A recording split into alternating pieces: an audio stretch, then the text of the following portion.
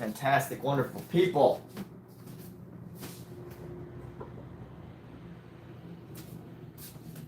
Hope you're all doing fantastic, and I'm going to go ahead and put my hair up here. We're going to go, and what we're going to be doing today is working on this painting. Maybe mostly just this section right here. This section of the painting that most people probably recognize as the painting on the Sistine Chapel. And the question of the day, the thought of the day is, what to do about creative procrastination. So I'm wondering, when I do this painting, I have these other canvases that I want to work on. And I can't help but think to myself, can't help to wonder about, this painting is taking me longer than most because I'm trying to be quite accurate with it.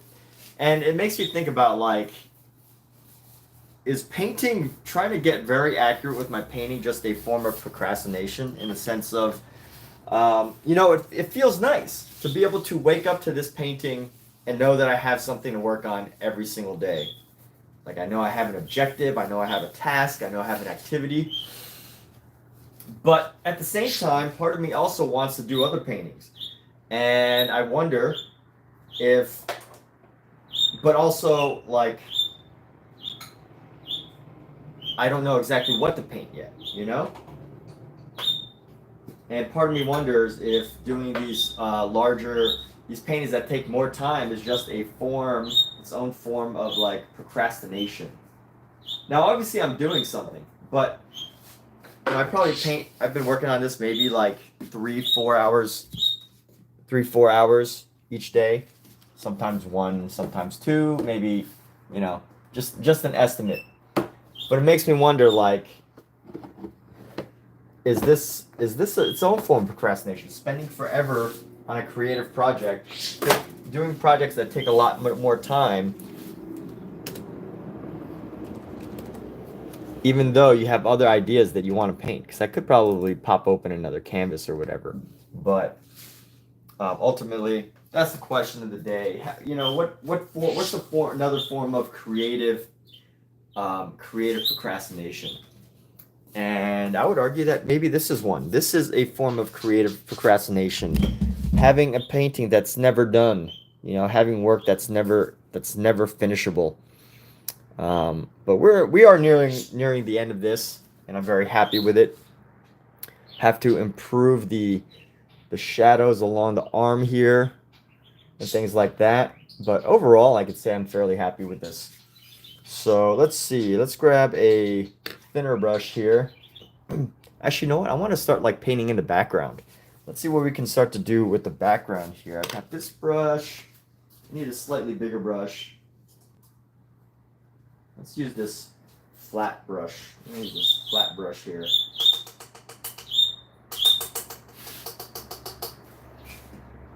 What happened to all my cleaning tools? Cleaning rags. All right, so let's go ahead. We're going to grab this blue here. Grab this internal blue.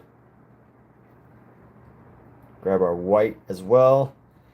And we're just going to start laying down some color. As you can see, I've got a little bit of a flow going on with these colors here. So, I feel like I can actually just start going in with it, laying them down. And maybe this brush probably won't even give me the best effect. This is a flat brush, but I should probably be using a round brush. So let's do that. Let's just go with a round brush. I really just want to start adding some of these colors, nice and deep colors. Start to add some character into this. Color variation.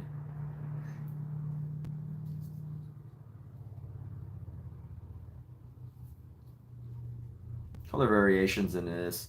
I'm nearing the end of this, so by the time I reach later parts of a painting, I like to start to add a lot of color variation, things like that. Let's see, where else can we add this? We can probably add this up here. Let's start to tighten up the space around our design here.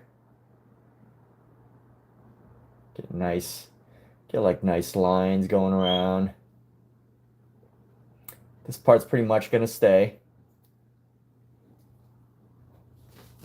And add a little bit of like, maybe add some yellow to get some atmospheric effect here.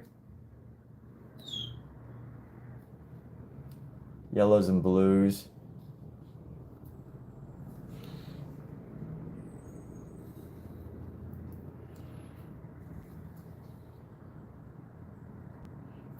Yellows will help add a little bit of green just to give some pop to some of the design here.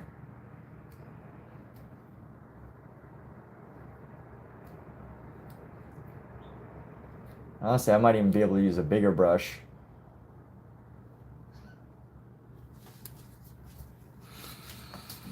But yeah, someone said yesterday that this is a brain split in half. And I believe, yes, that is the theory. The original painting is actually a brain that's been split in half. It looks more like a heart to me. I would argue that, you know, it might even be a heart because, you know, this is the valve right here. I think during the time of this painting, what, the 1400s, the 1500s,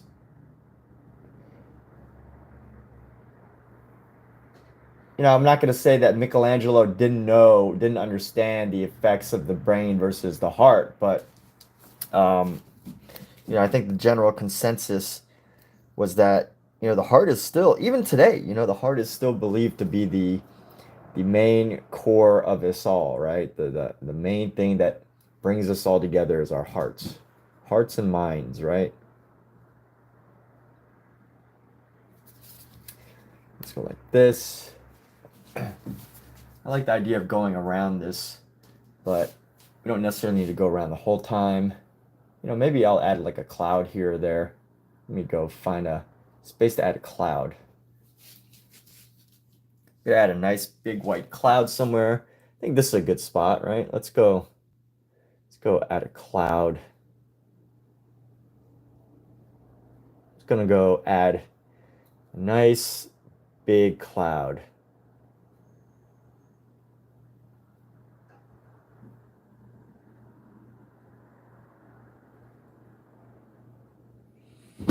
Use a lot of some thick layers of paint right here. Let's go around. Oh, you can't see what I'm doing. There we go. Let's see how we can bring this cloud together.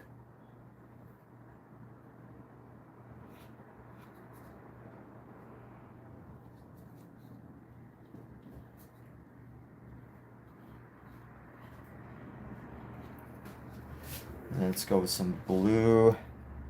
Some of this bluish.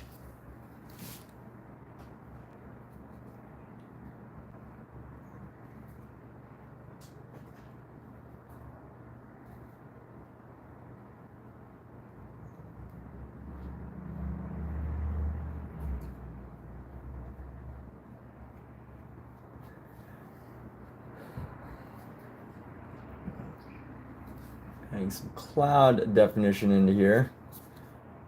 And this will just help give us some more, you know, some more design. Otherwise, it's kind of like plain and boring. Not my style. I still, you know, I want to paint this fairly accurately, but I don't necessarily feel like I have to keep the rest of the wall the same, or the ceiling, I should say, the ceiling of the Sistine Chapel. You know, I don't need to keep that too similar. Let's go like this. We're going to bring this white in. Add our white across. Just using nice thick globs of paint to do this.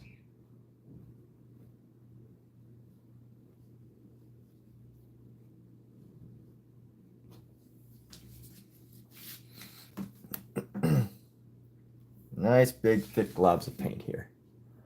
We're just gonna go like this, bring this down, do some line variety.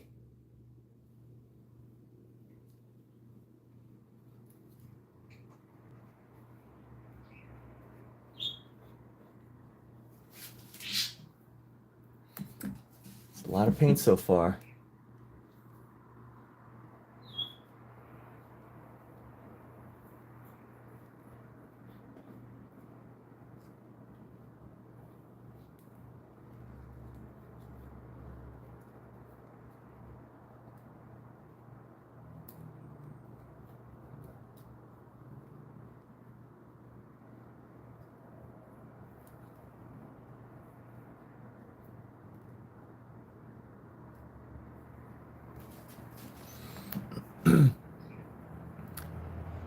And what is this random cloud? Let's see. Does it look good? That's the question. Does it look good as a whole?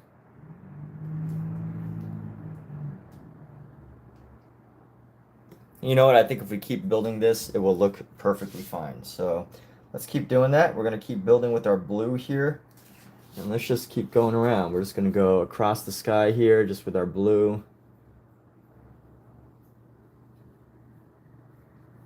Let's add a little bit of yellow. The yellow will help us like add like this atmospheric effect here across.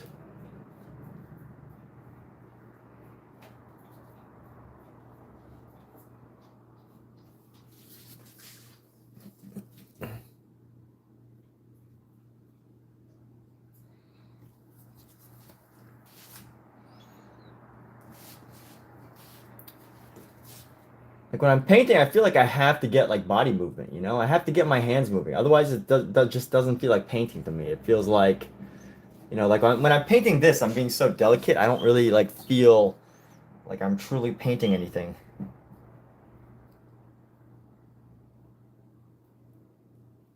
Just doesn't feel correct. So I do like to add my own, I do want to add my own like, you know, spin here, which is basically just adding a variety of color and dimension, adding some textures into our painting as well.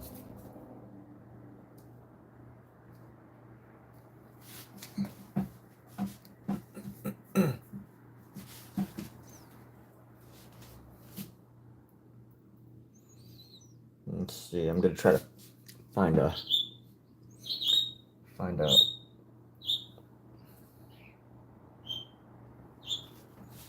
don't know. Is this gonna work? Maybe I should just spread this paint all over. I don't know. I don't know yet. Because here's the thing that I'm thinking now is, as much as I want to do this, like, do these really thick painted designs, the problem is that this is going to look very flat. So it's going to totally look very different if I try to do all this spiciness. If I try to add all this sugar and spice and icing, you know, I do have a concern of whether it becomes like, you know, whether maybe it takes away from the figures, which I don't actually mind taking away from the figures. As far as like managing the space around the painting, the background, right? I don't mind if someone's like, oh, look, the background's so interesting, and then kind of forget about the figures. But I don't want to totally make the figures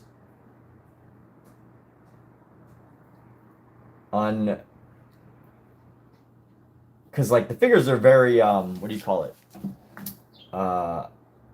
They're painted nicely, right? They're painted more flat. And when I paint in these like when I paint with these brush strokes, these like deeper brush strokes, there's gonna be a difference in quality. There's gonna be a difference in the quality of our I don't mean quality like good, bad, or whatever, but there will be a difference in the quality as far as the texture goes. I'm just wondering if that's going to take away too much from our painting or what. So I don't know. We're gonna have to work this out. We'll have to play around with this and just see where it takes us, right?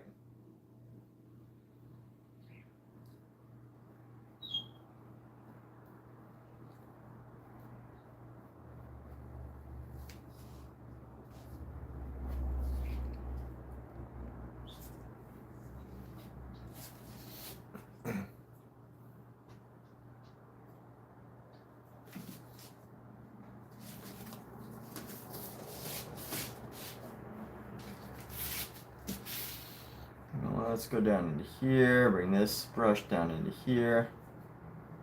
I need to have a little fun today. The majority of this painting has been very like technical. You know, it's been very focused on making sure that some of the things look accurate, but I haven't had as much of a chance to really play with the painting.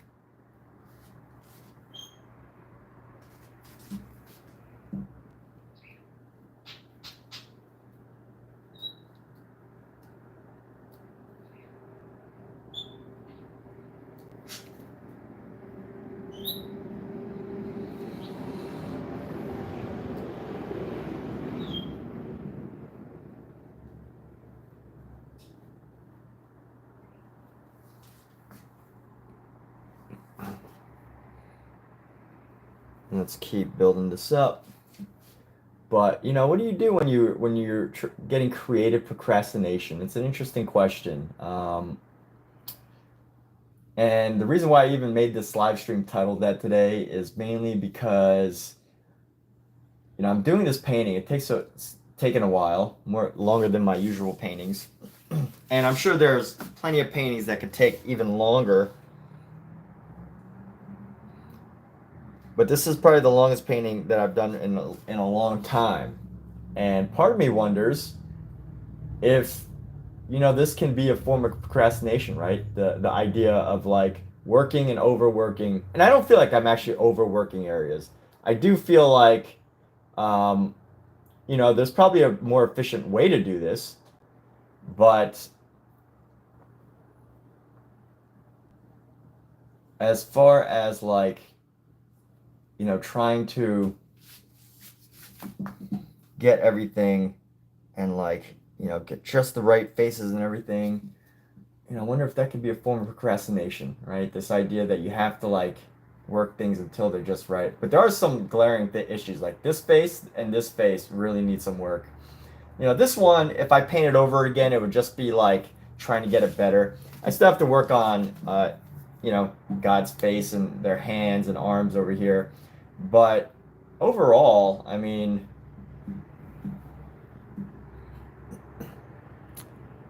what's up, Azariah? How you doing? Yes, thank you. Admiring consistency. Thank you. Yeah, always. I mean, that is a part of life, right? You got to be consistent with something. You need something to focus on to keep your attention. Otherwise, you know, your attention will be all over the place. If you don't focus on one thing, you know, obviously if you're trying to find an answer to something, an idea or something, that's different, but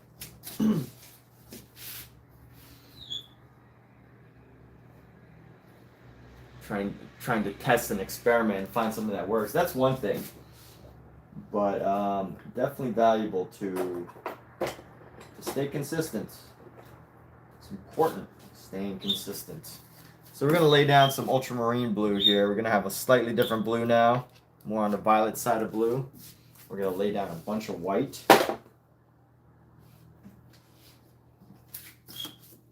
And you know what we can also do that I've kind of stopped doing?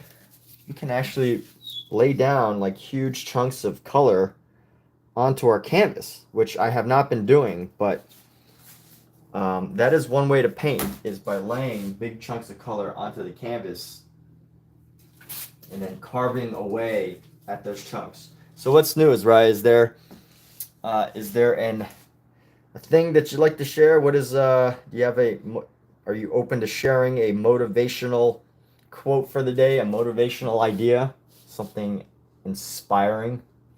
I'm sure you are, but thought I'd ask.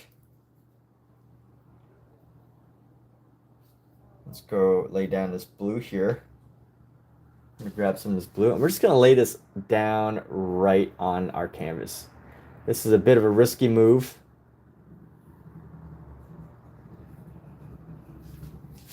I'm just gonna lay that down. Oh, you didn't see. So I just laid down a bunch of paint onto the canvas. But this is one way to paint really thick. Is you lay down the paint onto the canvas, and you know, once you do that, you have the opportunity to mold the paint around. Like you basically become like a paint sculptor on the canvas. And it's not something I came up with. I actually learned this from, you know, the impressionists, people that we know as the impressionists. who really came up and modified this idea of just, you know, taking really thick layers of paint and just going ham.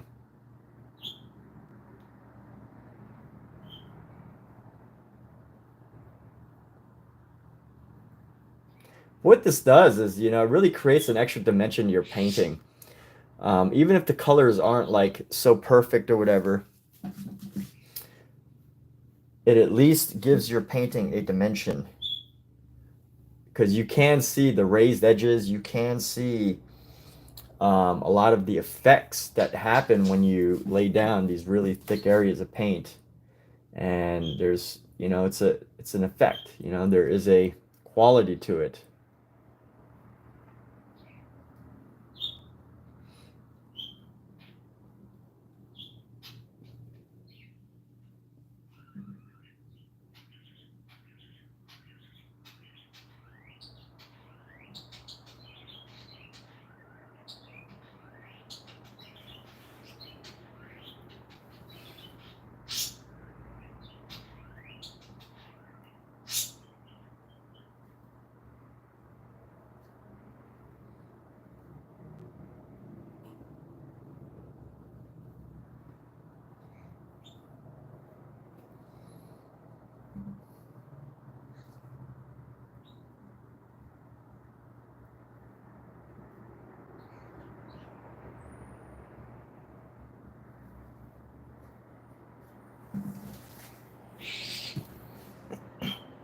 What are the people at the top flying in? A womb?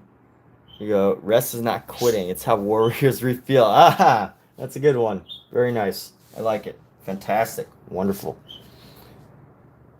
So supposedly someone the other day called it a brain. I actually think it's a heart. I don't necessarily think it, I don't think it's a womb, but hey, you know, it's whatever you interpret it. I say it's a heart because it looks like it actually has valves up here.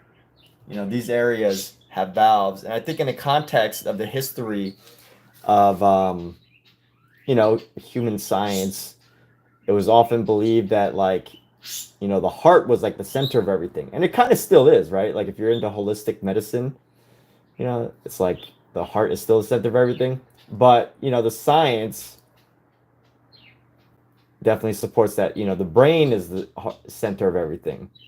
So I think depending on if Michelangelo was trying to comment on, you know, science or more spiritual, I think if he was focused on a more spiritual element, he probably would have done the human heart, right?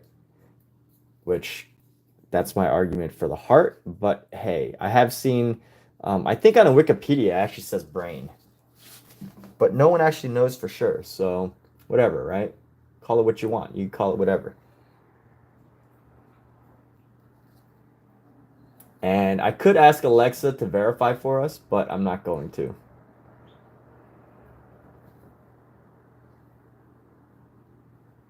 We're just gonna leave this for discussion, right? Like, let's have, like, people don't like to discuss things anymore. I often challenge my girl, my partner, my girlfriend. I often challenge her to be like, hey, you know, let's pick a subject and try to like make up how it works, right? So we'll like pick like, how do we think, I guess if you have kids too, this is probably a good exercise, but how do you think cat food is made? Or, you know, it could be anything. How do we think that, you know, trees get transported from the Amazon? You know, what do you think has to go, you know, and what, stuff that we know neither of us knows anything about, but we have to like kind of make up or use judgment. How do we think planes fly? What is the science that makes a plane fly? So make up stuff like that. And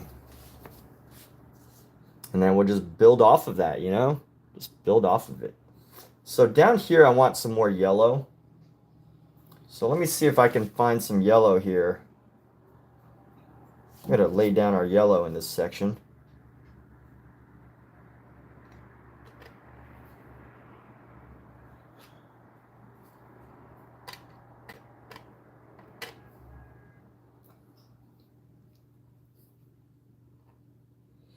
Lay down lots of white here.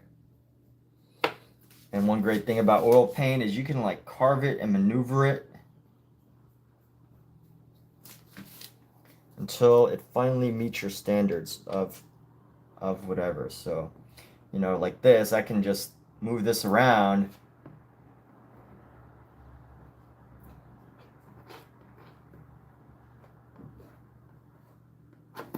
Give it like a glow, and then find a way to eventually carve this in.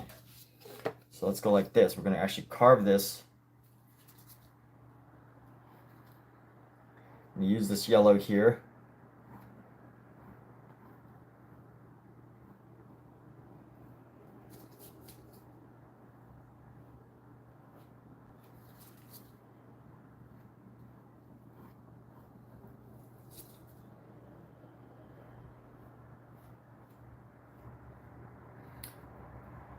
I think that's probably a good exercise. Like if I had kids, I totally would do that exercise. Is like, you know, we have to sit down once a day and figure out, make up our own, come up with our own conclusion about how something works. Without using Alexa, you know, challenge ourselves to think.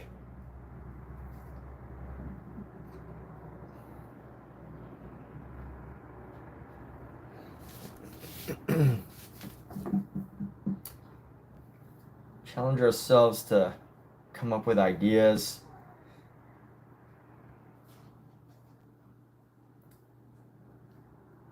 It's not easy though.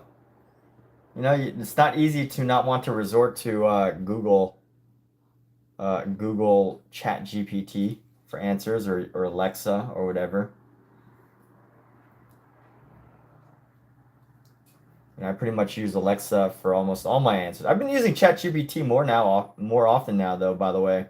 If anyone likes that subject matter, I've definitely been using ChatGPT a little bit more. ChatGPT, it's pretty amazing, you know? It's like, if you don't have an assistant to do work for you, it can be helpful in brainstorming. I think ChatGPT is so helpful for brainstorming ideas.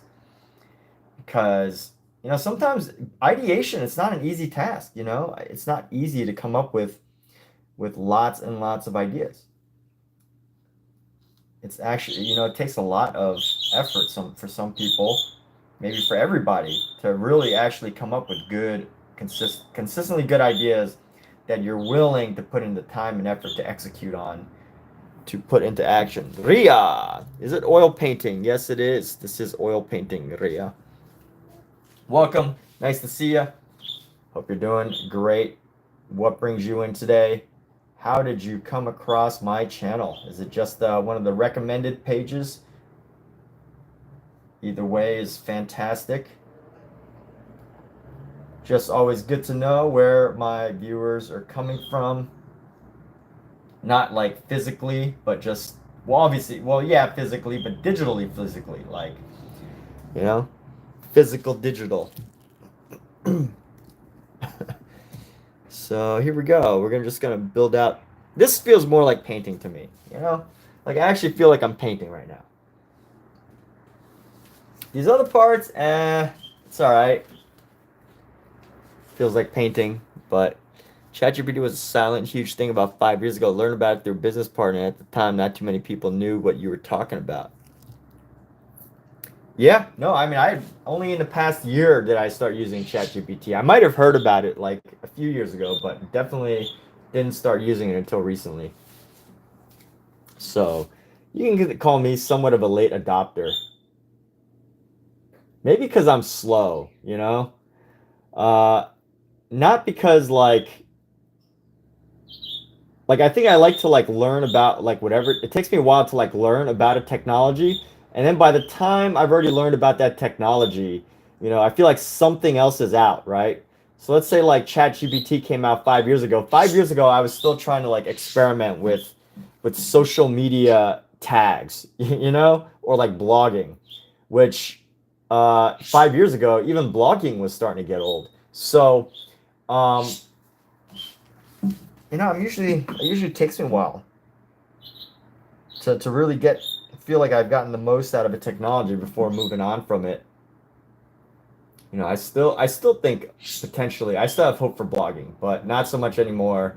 Um, but yeah, like it takes me a while to like be like, oh, I should go and try this. I should adopt this. And then by that time, usually it's pretty saturated, or I'm working on a couple different ideas. But anyway, wow, I've been needing so much paint for this painting so far. Needed so much paint so far for this painting.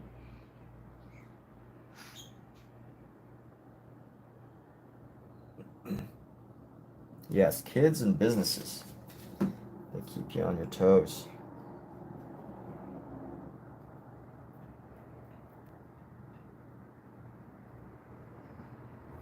But even TikTok, you know, like TikTok. I heard about it for years, right? I've heard about it for years.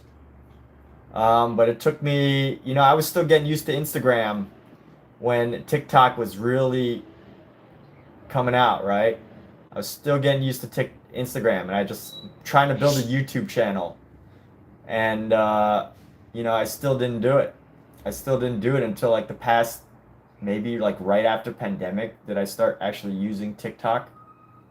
A couple years, like maybe in the past like 3 years, that I really started using TikTok. So you know, behind there too, right?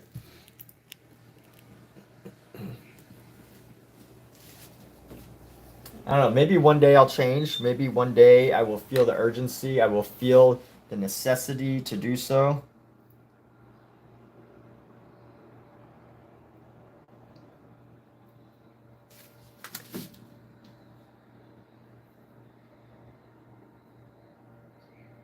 But for now, you know, I'm building out my YouTube.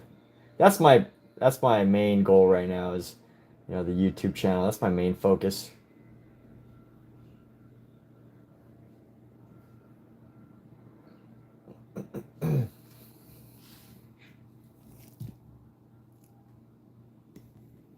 Original, what's up? Been working on your sales pitch ever since your last chat. What's up, Dondrell? Welcome, welcome. All right, well, it looks like Original Mean Girl has a new sales pitch. All right, so what is it? What you got? What is the sales pitch?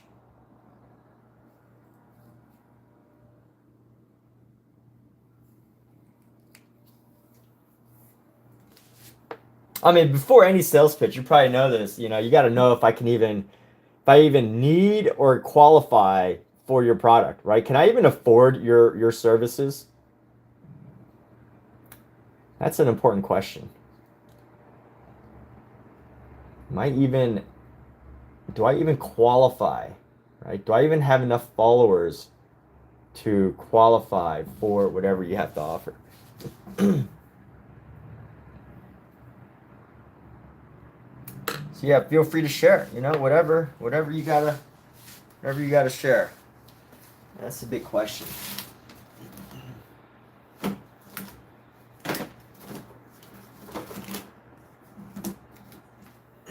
I'm gonna use up more of my Gamblin 1980.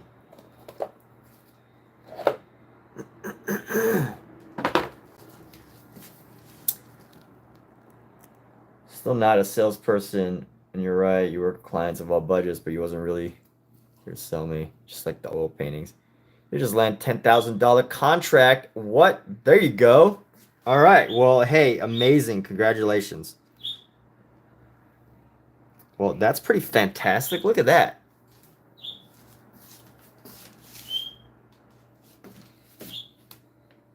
That is the way to go. Look at that. See, if you stick around on this channel, you could be like Mean Girl and make tens of thousands of dollars on a single contract. Your employer must be very happy, unless it's your own business. I don't know. You didn't really clarify if it was your own business, but either way, whether it's your business or a side business or whatever, congratulations on your achievement. I hope you get an opportunity to celebrate. So here we go. We're just going to lay down some blues and whites. lay down our blues and whites around the outside here. And now we're just going to carve these colors into our sky. Just laying these huge chunks of color around here. Honestly, I might even like, I'm almost tempted to just like leave these big chunks like this, but if I want it to feel cohesive, I don't know if I could necessarily do that. Let's go.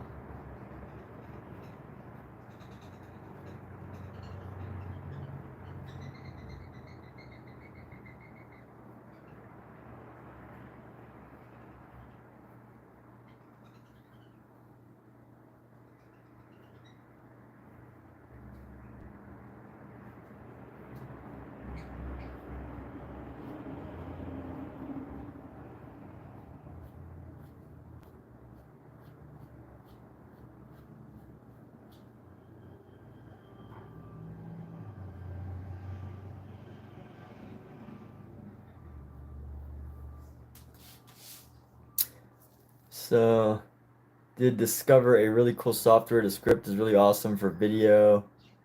I want to check it out. Descript. It's your company. Okay, cool. So you're sell oneself than it is to sell products. If the product is good, it will sell itself. Sell friendship, and you have a customer for life.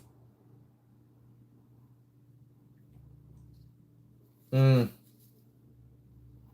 I don't know. Like, I've actually, when I used to sell tech, I'll share my one experience with this of why Michael is actually, pretty wrong.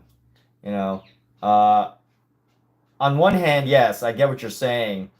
So here's my mistake of when I was trying to sell friendship rather than a product. So when I was working in high tech sales, really big company, Fortune 50, uh, I was of this attitude that I should make friends. Let me make friends with the high level director of this other tech company that I was trying to sell into. And then, I got in this conversation. I was like, oh, it was my first conversation with them. I was like, oh, how you doing? And then he's like, hi, and I wasn't a professional at the time. I was just learning, getting my feet wet into sales. And I talked to the guy, and he's like, I was like, hey, I'm calling from wherever, like, just wanted to chat, see how we can help support your business or whatever. And I don't remember my exact words. I'm kind of making it up based on what I believe I said. And he's like, oh, I just got back. I just finished a big fishing vacation. And I was like, oh, well, hey, can you tell me about fishing? I'd love to know about your fishing. And he's like, dude, I don't have time for this. I gotta go get back to work. So, Michael, if you're actually in sales, I really have to nip things in the bud when there's clearly um, you know clearly an error there. That's not a good way. How to win friends and influence people is not necessarily the way to totally to do business at a certain level, right? Like, if you're maybe network marketing, or maybe if you're like in business to business, business to consumer sales, going door to door, you got to be friendly. You got to, know how to make friends, know how to like, engage if you're in like long-term conversation. But I think at the end of the day, you can totally misinterpret what you're saying. But I know for sure, definitely, that there's a lot of situations where the whole let's make friends, let's be friends before I try to sell you something thing is actually not really productive. Yeah, but yeah, there's that lesson. I can't say I've had it again because I learned pretty quickly that people who are professionals, business people, don't if they don't really know you, unless like you have more influence than them or whatever. That whole let's make friends, let's talk about your fishing trip, Michael. Now, obviously, we're doing a live stream, so we're this is different, right? But it's one of those things. Be friends if you can be friends first, right? There's all those things, but if you're trying to sell something, if you're employed by someone and you need to sell something, You know, sometimes it's not effective. Especially when you're dealing with like people who are busy, right? People who are busy who, you know, who don't really need you to be all up in their business all day. But when I go to door to door, people come to you. All right.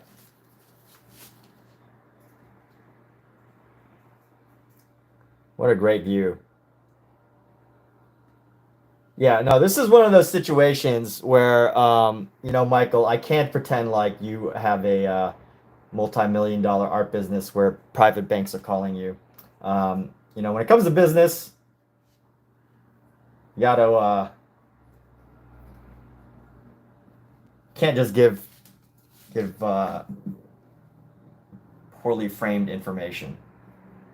But if you wanna keep pretending like you have a multi-million dollar art business in Chevron gas stations, that's cool. But since we're actually talking about sales here, but here's the thing, like that is one of those things I caution any business person, any new salesperson, do not fall into the how to win friends and influence people trap in your early conversations with someone, trying to know about their life, right? You don't need to know that. That's You don't need to know that.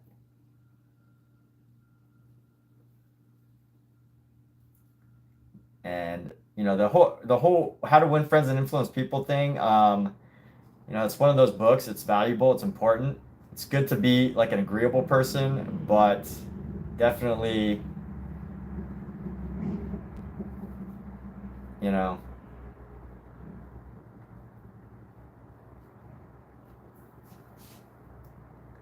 business is business. Live streaming painting or sales is sales. Business is business, but live streaming painting, you know, it's different.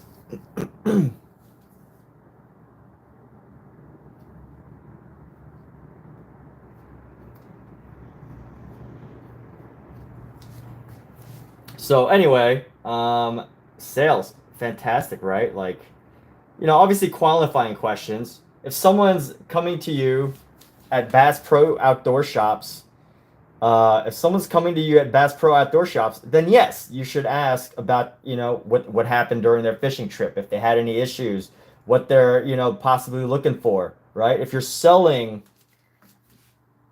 those products, that makes sense, right? To get friendly, right? If you're selling a car, yeah, you want to know if they have 3 kids and a dog, right?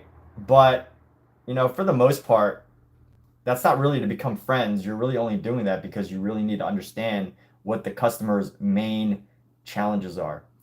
So, you know, I got unlucky there. I got unlucky, but it was a good lesson learned because I really was in that whole school of, hey, let me try to make friends with everybody and just talk to them about the things that they like in their lives and go nowhere with the business conversation, a professional sales conversations. I was really in that trap. I was that person. But you know, the more situations you get in, the more you realize, you know, your questions have to be specific. They have to be, you know, targeted to what that person really wants. I mean, if you want to do business, if you want to just, you know, kick tires, you know, if you want to kick tires all day, that's different. But yeah. Anyway, Michael, what's my occupation? So I was a salesperson for a good part of about 10 years, on and off. Tech sales. I mean, I've sold pretty much, well, I've sold a lot of things: jewelry, uh, solar, high tech, cars, my artwork. I've sold my artwork. Um, let's see what else. I've sold a couple other things too. But at the end of the day, today I'm an actor slash artiste.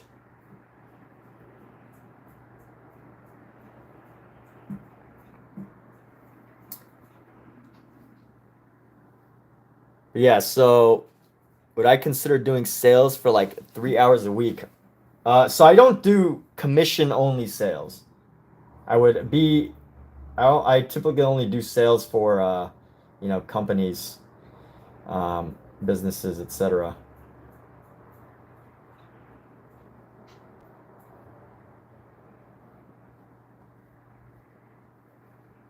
Oh yeah, I sold. I was part of a team that was selling a nightclub property.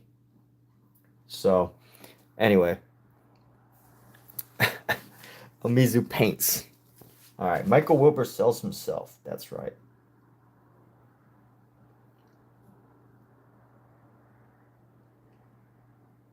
What is an hourly rate and a commission I'd feel good about? If you want to, if you're looking for, if you're looking for salespeople, you could, um, you could feel free to email me. It's we could talk about that later. But Huzzah@huzzahcreative.com. My contact info should be in my in my uh, in my profile. But ultimately, whatever you send over there, I'll take a look at. But I'm not really looking for. I mean, it depends on the product, I guess.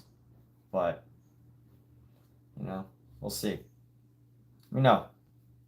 You can go ahead and email me so I can look at it privately, because obviously, this conversation is probably not the best for online.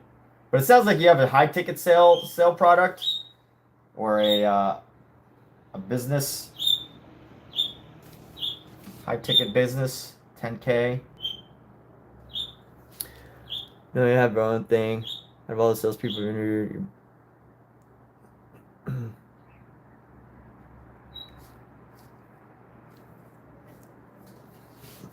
well, that's cool. Hey, there we go.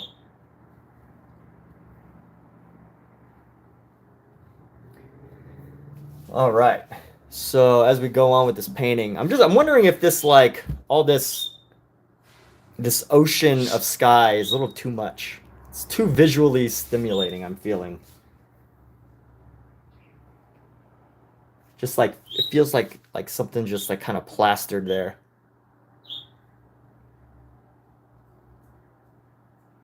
Michael says, if you have a bad product, sell it to him. All right.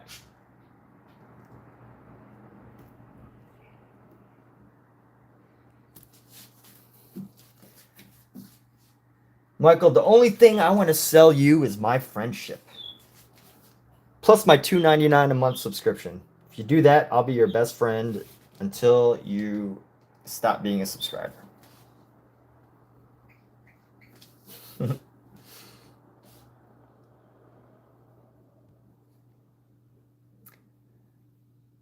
That's another thing to know too. One of my mentors, like I find live streaming a funny thing, because in live streaming, in real sales, like, you don't really spend time with people who are never going to buy from you, right? Like, you just don't. And you don't know who will or won't ever buy from you. But there is this level of, like, you have to be discerning of who you spend the most time with, because it affects your bank account. It affects your wallet. It affects your career. It affects everything. Who you spend your time with affects literally everything. And, there are some people who will never spend their money with you, but they do like your companionship, your friendship, or whatever. And, it can be hard to separate from those people if you're live streaming, but it is one of those things where in real life, you kind of just, you talk to the customer, you see if they're qualified, if they can afford your product, if they've ever even, purchased anything. Have they ever purchased art? Have they ever subscribed to another channel? Have they ever done any of these things that would potentially make. Have they ever bought a car, right? Like, they've never bought a car, then buying a new car is going to be totally new for them. Maybe they bought 10 cars and they are an ideal client, you know, things like that. But can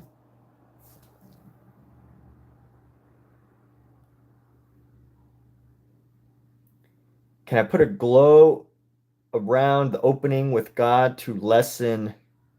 Can I put a glow around the opening with God to lessen the sky part? You know, that's probably a good idea. You know, just a little glow around him. We'll see. I don't know. I've almost reached a point where I'm like, uh-oh, what have I done to this painting? It's a little too like too impressionisty because it doesn't really match the doesn't really match this, but you know, maybe there's something I could do. There's always a way to save it. Not every soul's go through, can't afford what's wrong with cash. Sounds like want to sell debt. Am I selling this painting? I will sell this painting at some point. I'm gonna put this painting as a first, usually I just put them as a print. So I will definitely put this painting as a print. Um, as a print on my eBay page, just like my other prints. So this will definitely be a print. As for selling it outright, that depends. That depends. I'm definitely, you know, I'd be open to selling it 100%, right? But how I sell it, I don't know exactly yet. Because, you know, of course, I might try to get it into a couple shows first. I like this painting enough that I can, you know, I want it to be able to display it. I have a show coming up next week.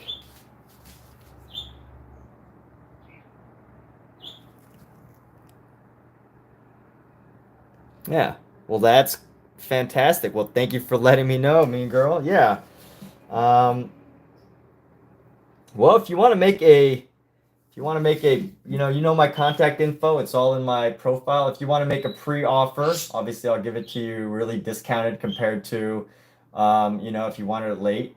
But shipping on a piece like this can get quite high too. So, you know, just letting you know, be conscious of that.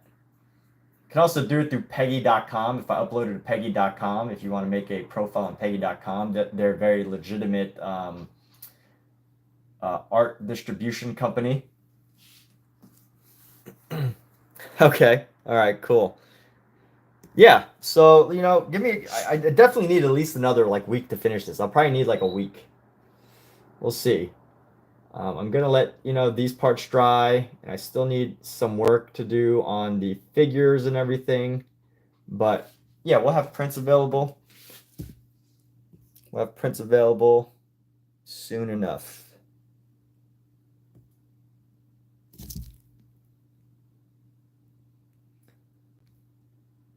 Renting, car payments, enslavement, Michael Wilbur, enjoy, everyone, $1.99.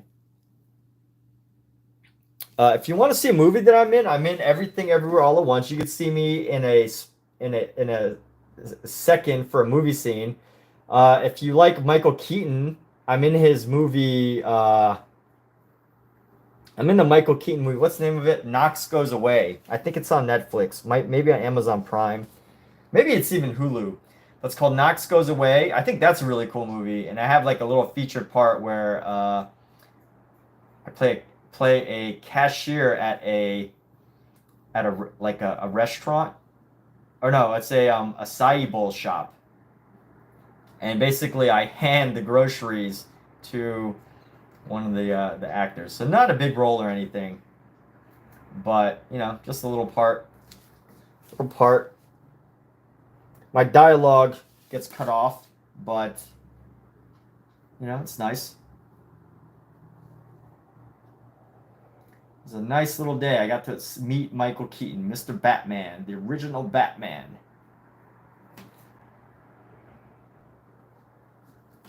The OG Batman. Yeah, that's a good one.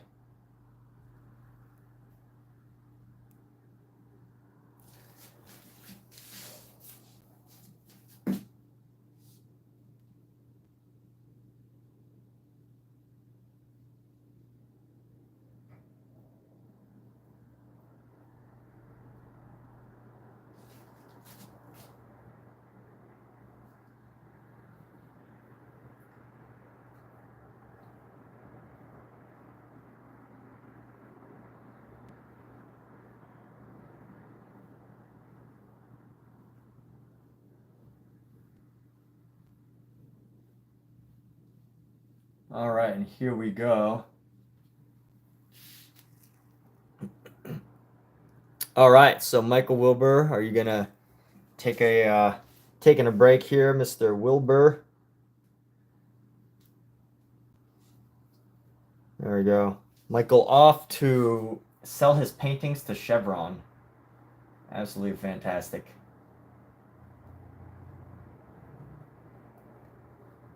Wonderful. Take care, Michael. Thank you for being here. Thanks for enjoying conversation with us. Get me riled up about sales. I spent a long time in sales. Actually, I mean, 10 years really isn't that long, is it?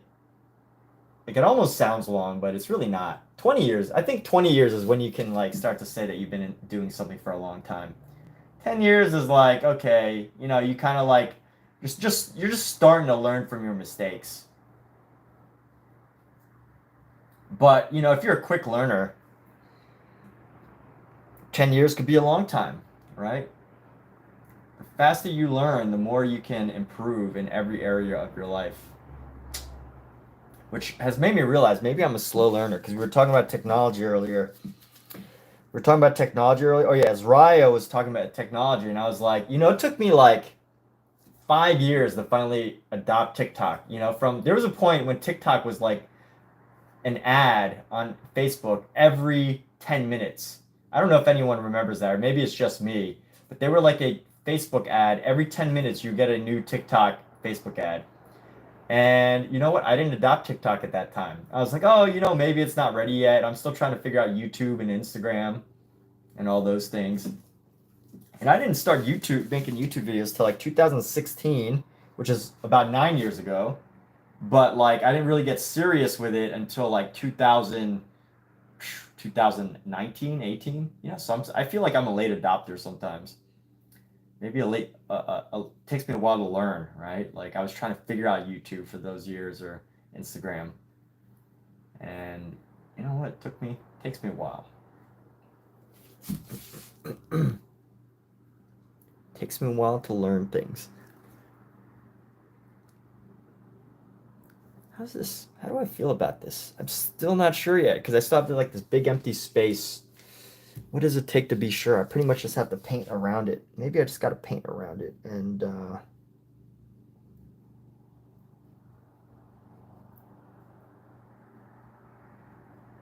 speaking of sales, I have been using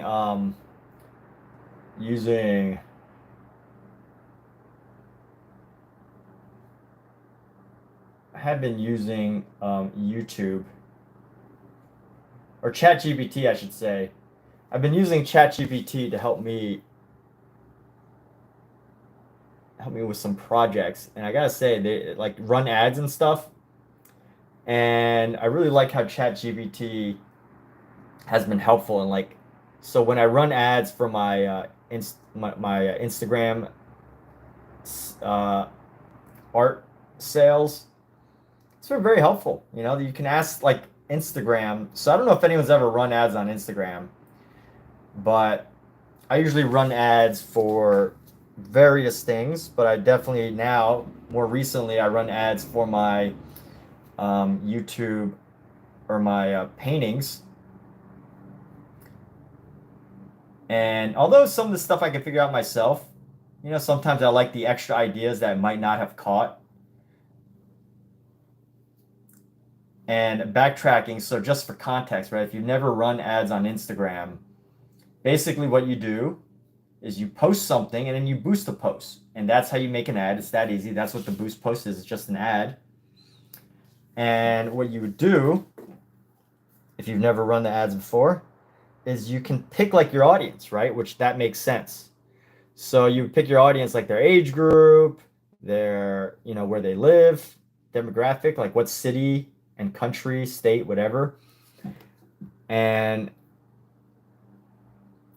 you know, what's really great about it is you can also pick interests. So you can do like these highly targeted ads for people that, you know, only want what you could potentially offer. And of course, you might miss some people, right? There might be some people who are not that savvy with social media, and you know, they don't share their interests because they don't want to be have ads targeted to them. But for the most part, you know, like if you do run ads for your artwork, you can occasionally find some new buyers, couple. The only problem is though, with the price costs of everything increasing, depending on your current costs of actually making a print, that route can be pretty expensive. You know, you're talking maybe at least like you gotta spend at least about $20, $20 to $30 before you start finding customers with Instagram ads. So, you know, are you making that much money back on your prints? That's a real question. But hey, occasionally you find a new buyer, and hopefully those new buyers turn into bigger buyers. But you know, trying to figure out your own customers sometimes can be challenging. Whereas if you can at least have ChatGPT just give you a couple of ideas, you know, can be helpful finding the right target audience. But anyway, Omizu, what's up, dude? Kind of like the contrast of the texture and the flatness of the figures. Yeah, you do? Okay, that's cool. Hey, Omizu kind of likes it, so there we go. I guess we're going to keep it now.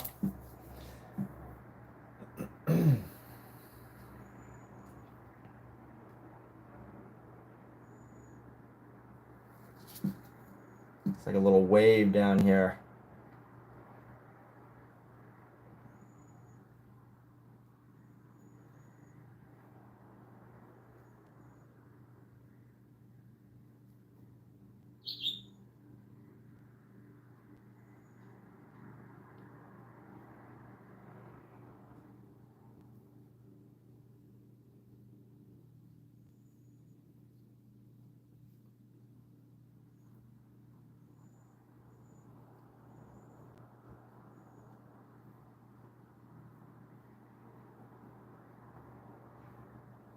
All right, so here we go. As we build this up, I do like how everything's, if I can sell $20 worth, it paid for the ad. Well, see, here's the thing though. Like, so earlier I did mention the idea of your cost. So it depends on your costs, right? Like, obviously, if you're selling, you know, if you are selling prints, you really got to up the price by at least that extra $20 a margin plus some. So, you know, there's that.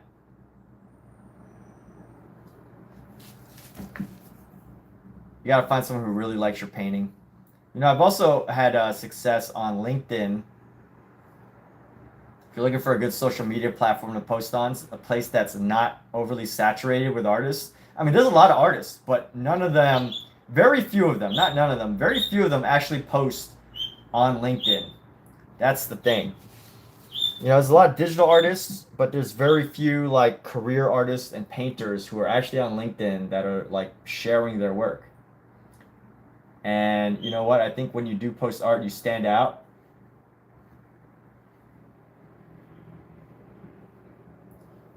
LinkedIn is definitely a great spot that's still mildly untouched by artists. Now, the other thing about LinkedIn though is you have to show yourself. You have to make a good profile, a good professional profile, right? But yeah, I've definitely made money off LinkedIn just by posting my artwork, sharing wish lists.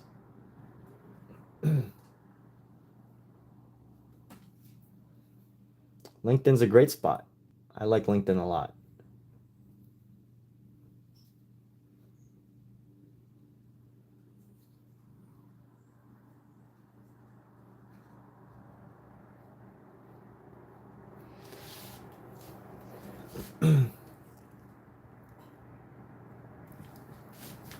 Yeah, so anyway, like a print, right? Like if you're gonna, you can't just sell a $20 print. You have to sell like a $70 print, pretty much. in order to not make at a loss. So if you think you can sell a $20 print, then it's probably a really good spot for you. But either way, I still run Instagram ads every once in a while. Not just to get, it's not always just about the sale, right? It is about building up that relationship. And I know Michael was originally talking about, you got to be friends first. And, again, I did share that whole story about, trying to talk to a guy about fishing when I was trying to, be a sales rep for a tech company. That doesn't make sense. But obviously, if you're an artist, right, that relationship really is important. And it doesn't mean you need to talk to them about fishing or duck hunting. But it is important to talk about, talk about your artwork. And I think that's where the relationship is. But I guess the gap where Michael's talking about the whole friend thing versus how you build a business where you have to have a product, how you build a relationship that's meaningful versus that's contributes to your business versus a relationship that's like a little bit unprofessional, right? At least in the early phase. And I think that gap is, is the conversation relevant to your offer? Or are you just like don't know, you're just trying to like be friends. It's different there. It's different. There's a difference. Now, I will say, on the other hand, I have a friend of mine who's a really great salesperson. He's made, way more than I have in sales. And you know what? He's a very likable guy. He's a very friendly guy. And he, I think in the long term, his friendliness, his likableness, even his, going off topic on some things, it works for him.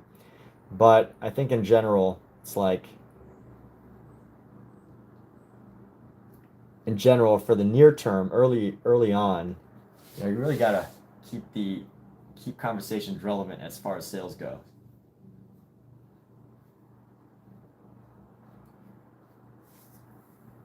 So back to what I was saying about the reason why this came up was I was talking about the ads, right? We were talking about the ads, and sometimes having a new follower, just building that relationship of a new follower knowing about your artwork, being interested in your artwork, that could be very helpful. Anyway, you want to be friendly, but having friends for clients can get sticky. Yeah, exactly. Well, you just, yeah, so perfect example, right?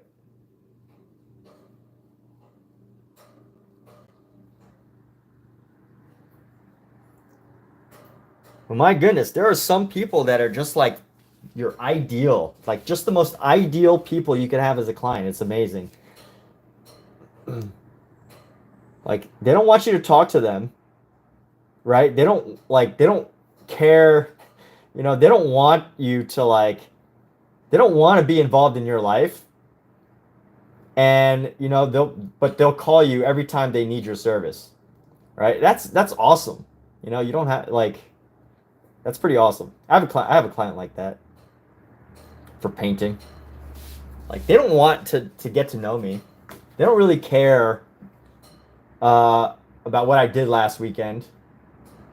Well, they don't care at all. Like they've never asked, but they will reach out and be like, "Hey, I've got this thing. Can you do it for us?" And it's great. Not saying I wouldn't want to, build a better, stronger relationship with this client, but you kind of gotta talk to people the way they want to be talked to.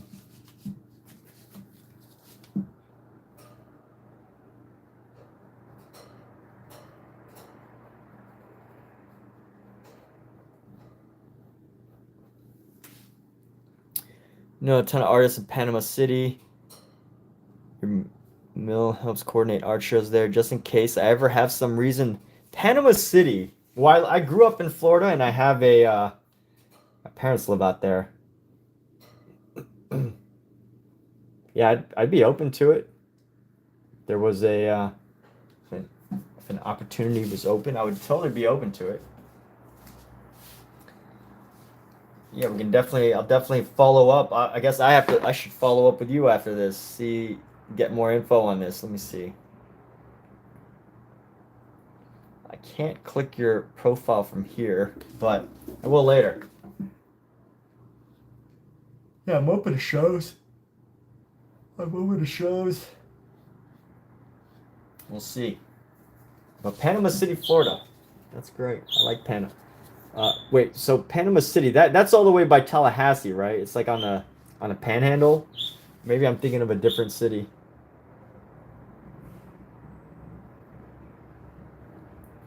I grew up in Florida. All right, let me finish up these faces here. So these faces, the thing about his face, our God here, his face is a little bit too he looks like he's holding his breath. And that's a problem. He doesn't need to look like he's holding his breath. So that's what I got to update here. Let me fix his face.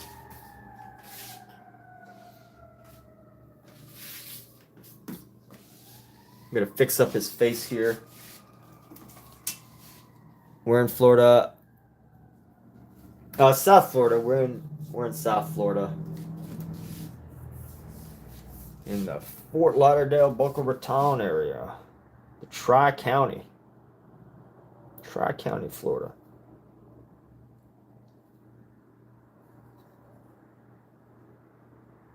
So let's see, I got a little bit of this yellow. What do I need to do with this yellow? Let's actually grab more white. Make this a little whiter. And let me see what we can do about his face. There's this design here that's just not working. I need to make his nose a little bit more masculine, a bit more natural.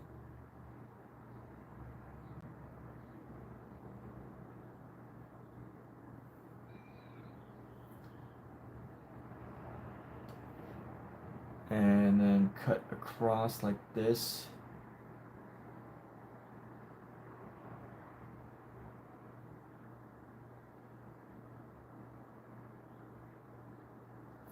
Let me see how we can do this.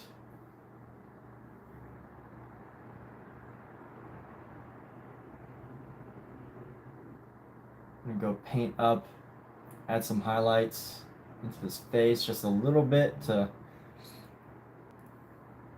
give some highlight section, highlight detail. And I definitely think I need to, all right, let's see how this is looking here. In this little nose area, this section of the nose is, let's go try to reduce, highlight, make this a little bit more brown.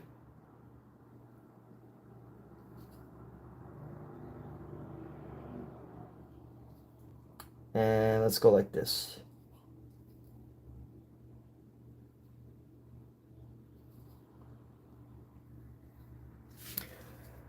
Yeah, nice area. You hated Florida. Yeah. Well, I mean, different parts of Florida. I think South Florida is very, very, very significantly different than the other parts of Florida.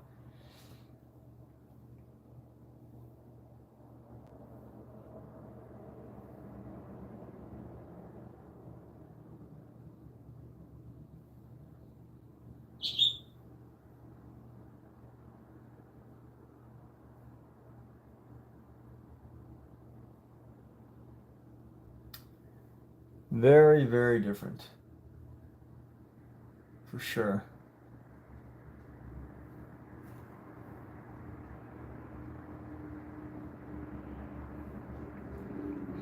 And how do I make this less? How do I make this less like?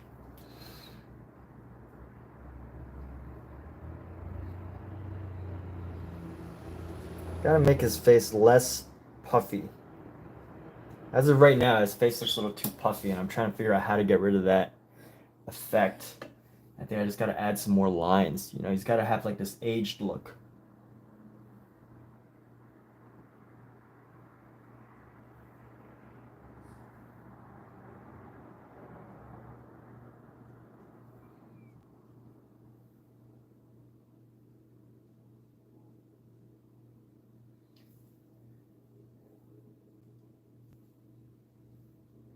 And here we go. Let's see about this. You never thought to use a stick to support your hand. You would get mad at the easel and just paint on the floor. Yeah, so I have two sticks. This is just a ruler. I originally got this because it's like a really thick stainless steel. And Omizu says he used to use a roller, but it was too bendy. But you can see I'm putting a little pressure on this, and it doesn't really bend. Like I kind of had that in my thought, and I was like, you know, I need to get a really sturdy one. So this is actually pretty sturdy, and I can rest a good amount of weight on it. I can rest some good amount of weight. Now this one's even sturdier. This is the maul stick, just a round rod of steel. It doesn't bend at all. I mean, unless I try to put a lot of pressure.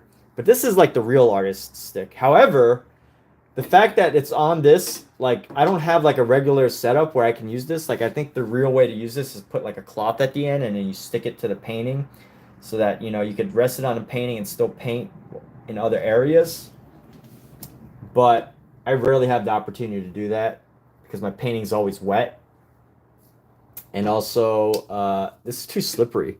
Like, this is way too slippery. It's constantly like slipping around, slipping and moving. Whereas if I put this here, you know, it's nice and flat, kind of like sticks. So I bought this. This was like $16, $17. Maybe even 20 something. I don't remember, but I feel like I've gotten more use out of my ruler than I have from the actual maul stick. But maybe one day I'll have a use for this. If anything, I could use it as a self-defense weapon in my own home. It's actually pretty like dense. It's a pretty dense piece of metal. So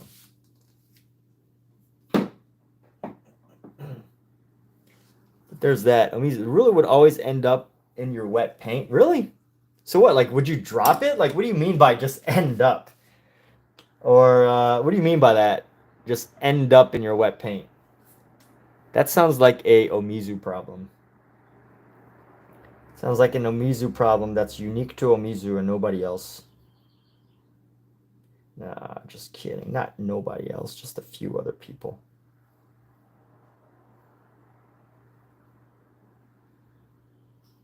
Omizu's got a problem. Isn't there a show? It's called like something like Somebody's Got a Problem.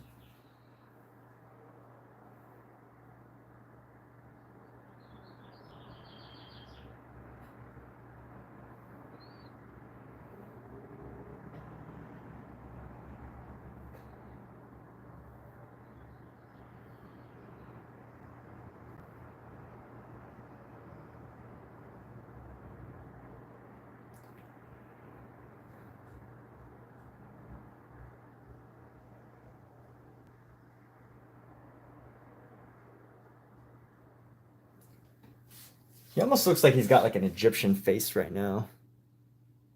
Or left-handed. You're right-handed. Yeah, what made you ask about the left-handed thing? Out of curiosity.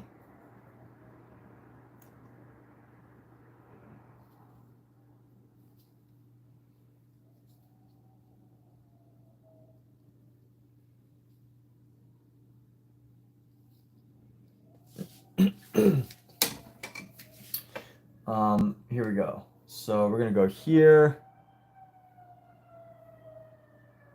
And honestly, this needs to be, we're gonna go up with this.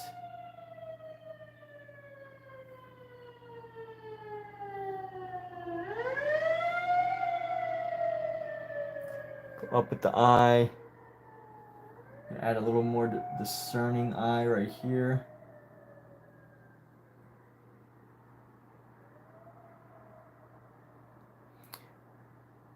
And then we're gonna add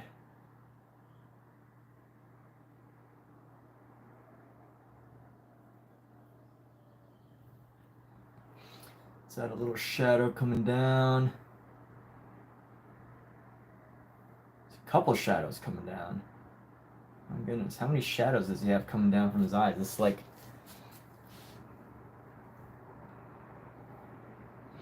Alright, let's clean off this brush. We're going to need this brush because you had friends in art school that struggled with not getting their hand on a painting because they were left-handed. Is my ruler pretty stiff? Yeah, this ruler is really stiff. Like, you know, you can see when I go like this, it doesn't really bend. You know, like here, like let me give it a little bend. It does bend, right? Like a little bit. I don't need too much pressure to bend it, but I also don't need it to be that rigid. This is metal though. This is titanium. It's a pretty expensive rule. It's a aluminum. Aluminum? I'm saying it's aluminum because right here it says Alumicolor. I don't know if that actually means that's aluminum, but yeah. This is a little expensive for a ruler, but I don't want to buy like a really flimsy one. So it does bend, but I don't really put that much pressure on it in the first place. So there's that. So there's that.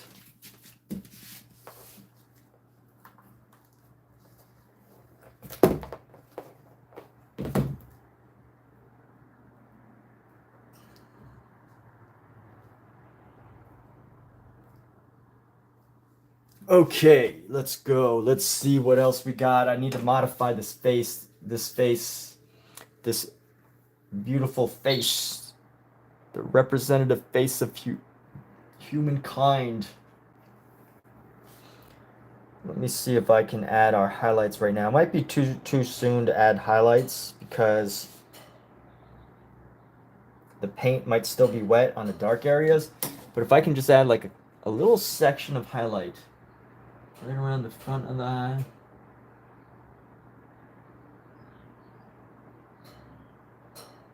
And then on the inside.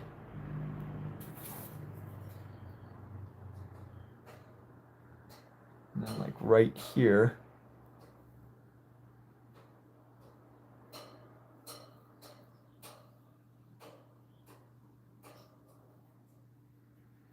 And there we go. We can do that.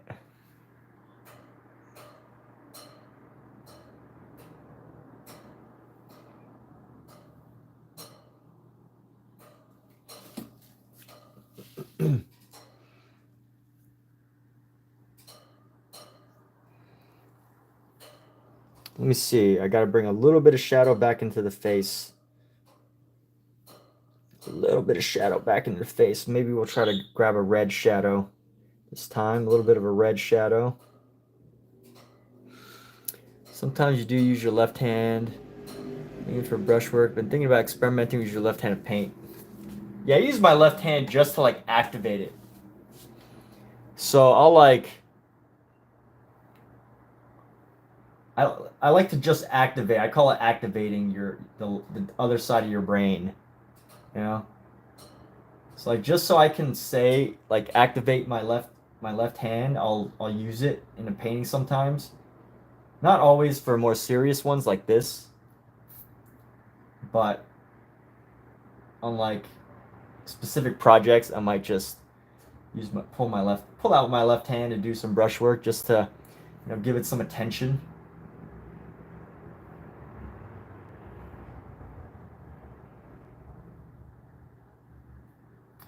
So here we go. We're adding a nice shadow into his head.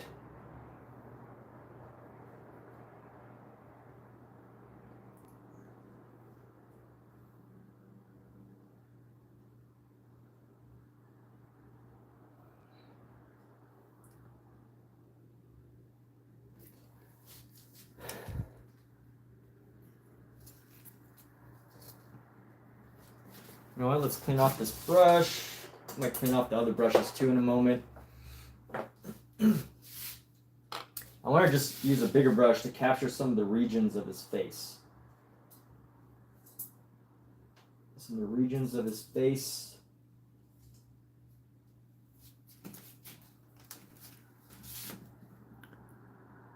Would I mind sharing what inspired this painting? Yeah, absolutely. So,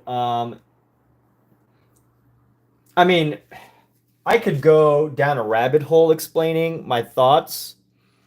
So I'm going to start with the loose the very like the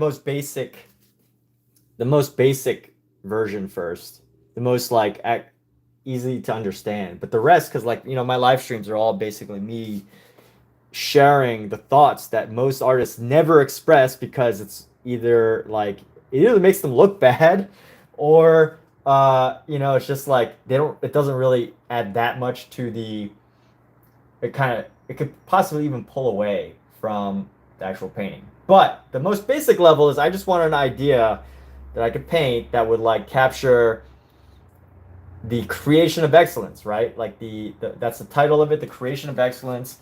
And I just wanted to do this combined with Jordan, right? Like Jordan, one of the greatest basketball players who ever lived. And of course, LeBron James took his number too, but I didn't paint the beard. So, more reflective of Jordan. And then, of course, this is the creation of Adam, but I decided to call this the creation of excellence. So that's the really like surface level of the idea behind this painting. But if I go a little deeper, I will share that I have had a fear of classical art. Not like a fear like, oh, I'm shuddering, but like fear like, it's really challenging to achieve, right? It's really difficult to even paint anywhere close to what the old masters did. And even if I did, like, what would it matter? Because, they were so beyond, like, they were amazing artists. So part of this was like tackling my own fear as a creative person. I'm totally comfortable painting abstract stuff, right? I'm totally painting abstract, abstract stuff, unusual stuff, different styles, but I just felt like I had to challenge myself for this painting to do something that was, maybe out of my comfort zone, maybe even out of my skill zone, you could say. And I thought that a good challenge for that would be to do something based on a classical concept, aka this painting, aka the creation of Adam, but only the God section, the section that's sectioned off this section. So yeah, I mean, then there's that. So personal challenge, trying to come up with a message. Personal challenge, overcoming a personal fear. Again, like, just to clarify, this isn't like a shuddering fear. It's more like, I don't know if I can do it. Like what, how do I explain that? Yeah, it's like you come to terms with your own fear, right? Am I scared of it because it feels so out of reach? And you know what? Still, like, my painting is really quite off compared to the original, but I like painting. And then also, I needed something that felt like it took more time. I wanted to do a painting that took more time. Most of my paintings are pretty abstract, pretty loose, so I can go much faster. But yeah, I wanted to go with this. So anyway, would I mind sharing Paint the Storm by Decolt 1880? It's original from... I might do that. You know what? If Michael Wilbur makes a request, I will definitely consider it. So let me see. Let me actually look at what it looks like, because I have been looking for an idea for my next painting. And I have this other canvas ready. Like, I have all these. Look at this. Look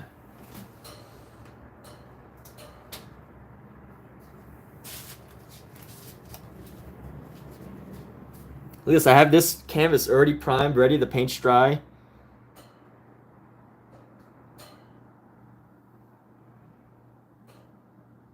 It's got all the special thanks for the people that were here when I made this live stream originally. And we're going to paint over this. And this is going to be our surface. So, I've been trying to think of a good painting to do it. I've been kind of procrastinating. I'm just sitting down and saying, hey, I'm going to paint on it. Now, I'm not necessarily going to go with the storm, but this is at least a good brainstorm. So let's look at this. Decolt brainstorm.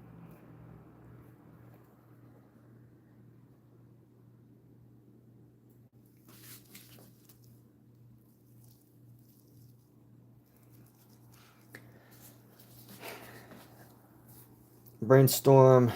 I mean, storm. Dakota storm.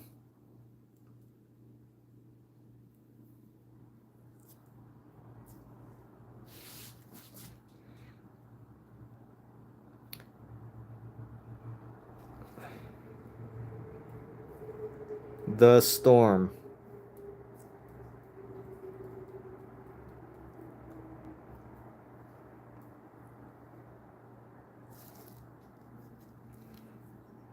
Oh, Michael wants me to paint this, huh?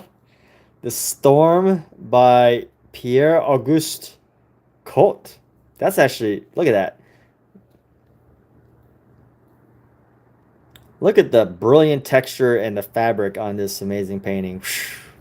You know, maybe I should challenge myself to do another painting like this. I saw a really nice painting yesterday. Let me see if I have the name of it written down. Beaugereau.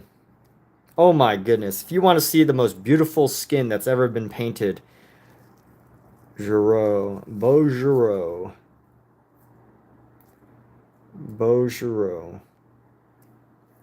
I actually saw this yesterday at the Getty, and this is probably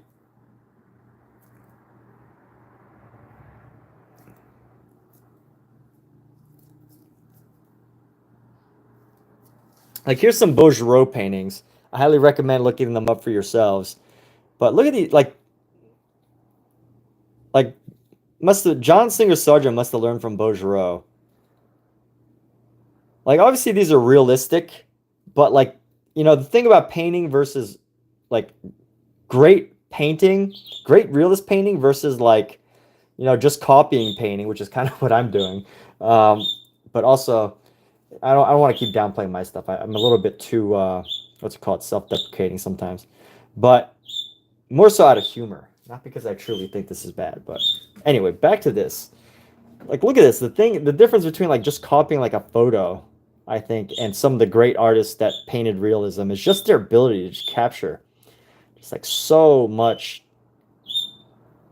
color. There's just something so wonderful about this. But that's I don't want this to be my painting style. I don't want this to be my niche. However, you know, I do feel comfortable, you know, doing studies every once in a while. These studies that take a long time.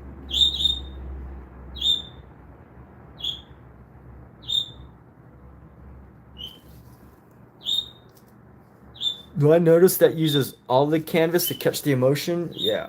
Bougie, show a picture of the storm.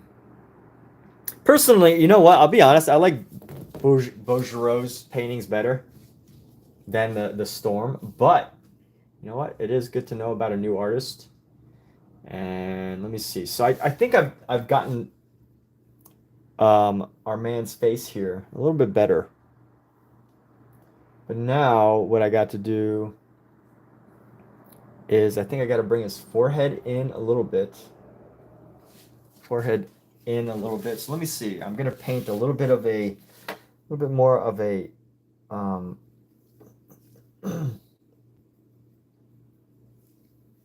paint a little bit more around his head, a little bit more of the shadow from this guy.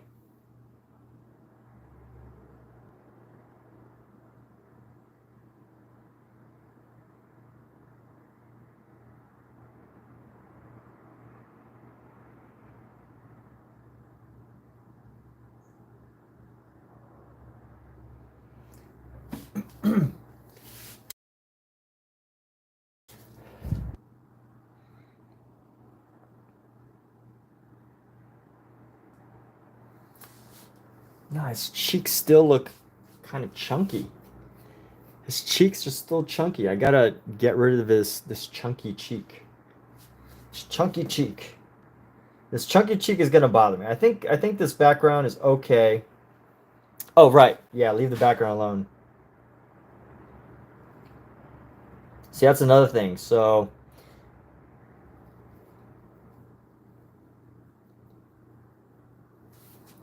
sometimes it is hard to know whether you're avoiding painting something because you're afraid of the challenge. You have to really be like open with yourself, you know? Like, I am avoiding painting the road because I feel like it's okay, but it's not, you know, exact. I say you know way too much. Let me stop saying you know. How can I stop saying you know?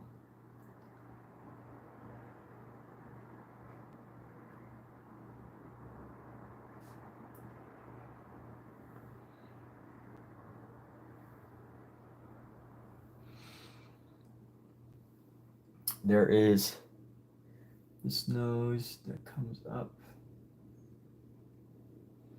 And let me see, we're gonna come up down with an eye detail right there.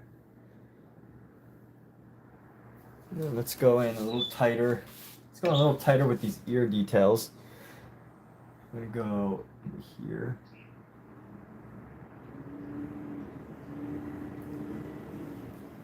I'm trying to avoid painting the robe. It's hard. The robe is hard to paint. Wah. Wah, wah. Oh, you know what else I need to do? Gotta bring in the hair a little bit forward. Little hairline. So let's try to find a nice little gray. Gray for the hairline here. We're gonna come down on this hairline over just a little bit. Get some more white.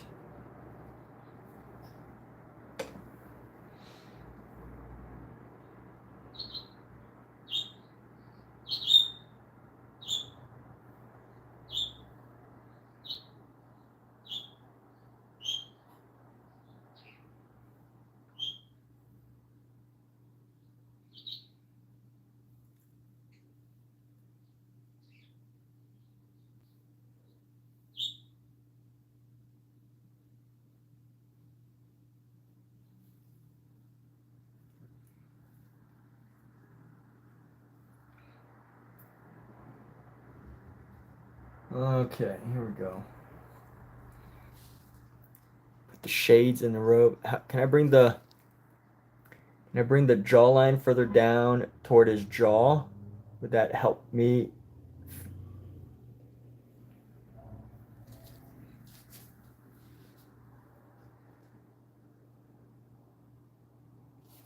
Which one are you talking? Can I bring the line down toward his jaw? What line are you talking about?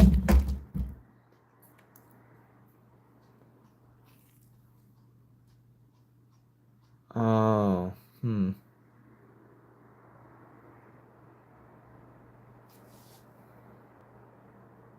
Like my biggest issue right now is that he has chubby cheeks, and that's not chubby cheeks. I just got to make him look less chubby. That's the issue that I'm dealing with. So what do y'all mean by jawline down?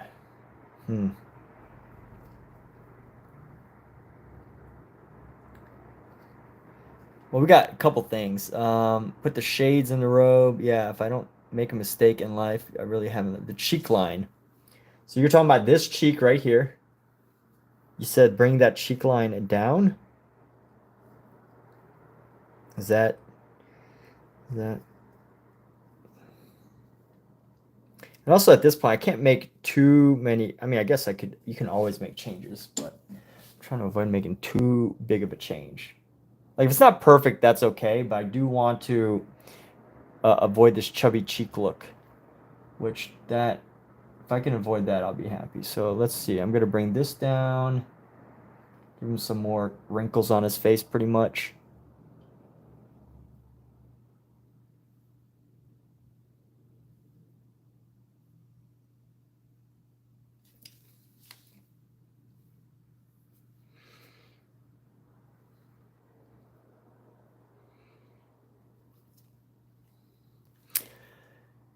Maybe God has chubby cheeks. Not the chin, but the cheek.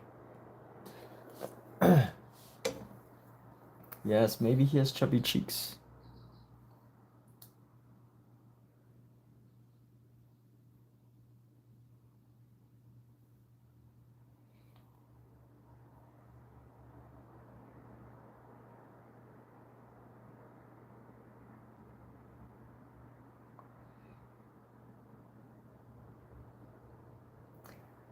Then there's a little detail right here. Gotta add some more muscles to his face, more subtle muscles, I guess. That could be helpful.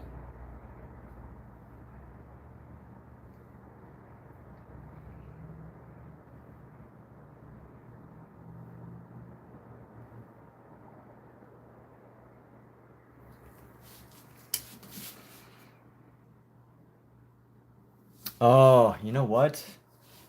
Let's see.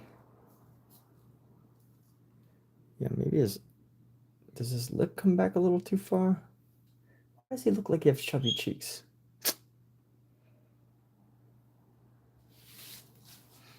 What is this causing this illusion?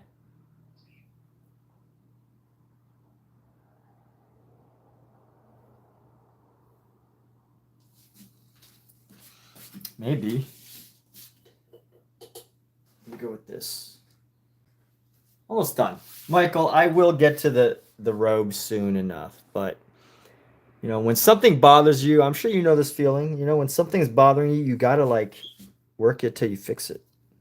And I'm not gonna work on this too much longer because I do realize that sometimes you reach a point of unproductivity where you're actually doing worse. But at this point, I want to try to bring this out a little bit. Is this what you mean by bring this down more? If this is what you mean, you're a genius. But if it's not, that's cool too. You're still a genius. But that's not helping.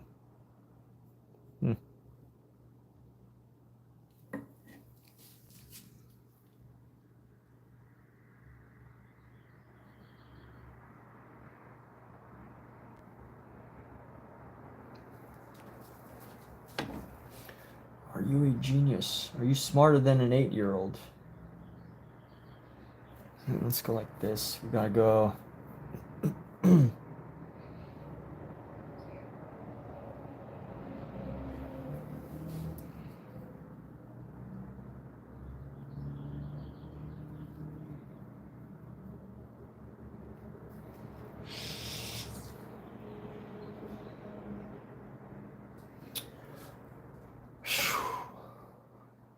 What to do.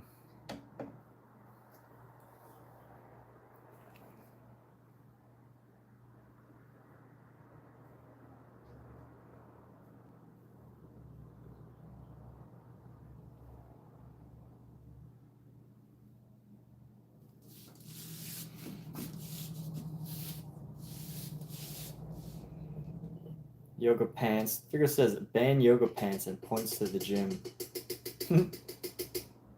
Put some yoga pants on him. I mean, it'd be pretty easy. You just gotta like paint a color over his legs and call it yoga pants. I kind of did that accidentally. So if you look at one of my paintings, look at this painting here. Let me just show you. I did it accidentally.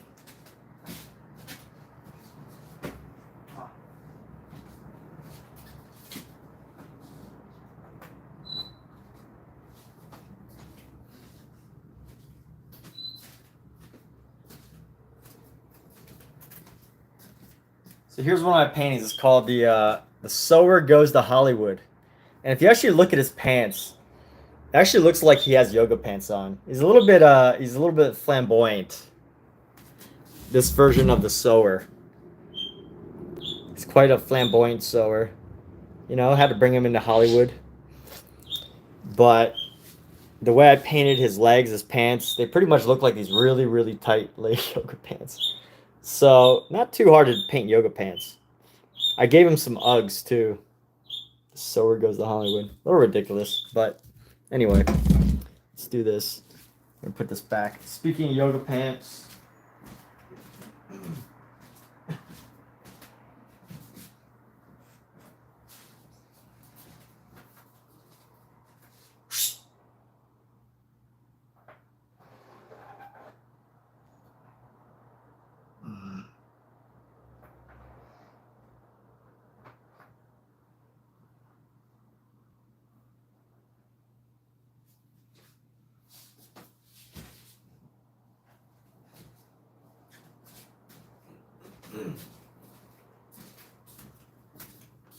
What do I need to do to his face?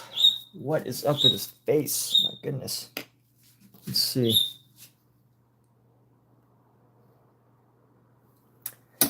maybe bring this arm in a little bit.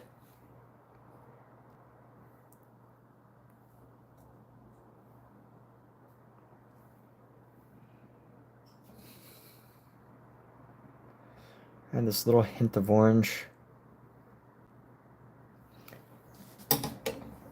Anybody else's face can be chunky, just not his.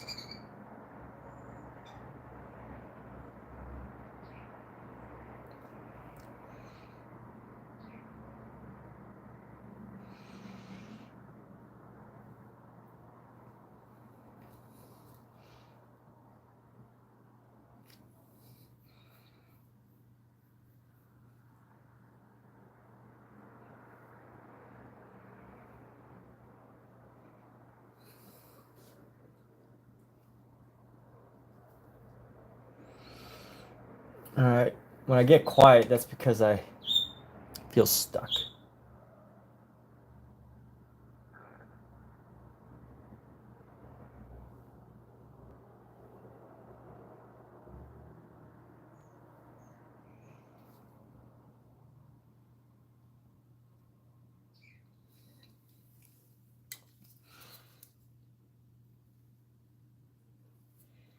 All right, let's go like this. Let's paint, go across like this. Make this gray less gray. Avoid making it look like stripes either.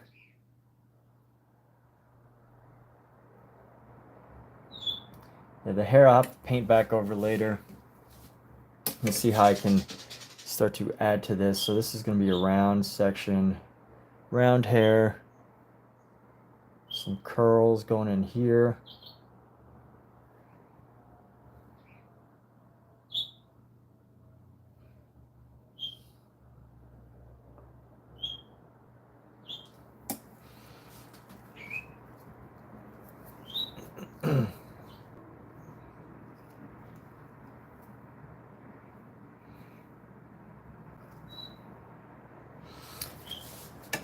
All right, and then here we go. We're gonna go like this.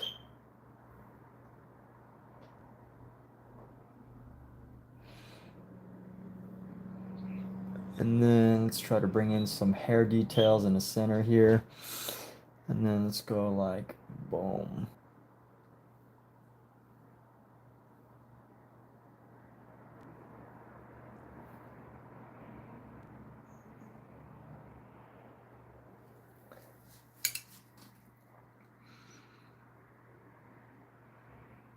The Bible says God created humans in his image. I like that. I like that idea. Did he create humans in their image? Possibly, probably. Oh, this dang mouth. I mean, this. So let's see. In the original painting, I mean, it looks pretty close. I'm really close. There's just one little thing I need to do that to make his mouth cheeks not look chubby, and I can't figure out what that is.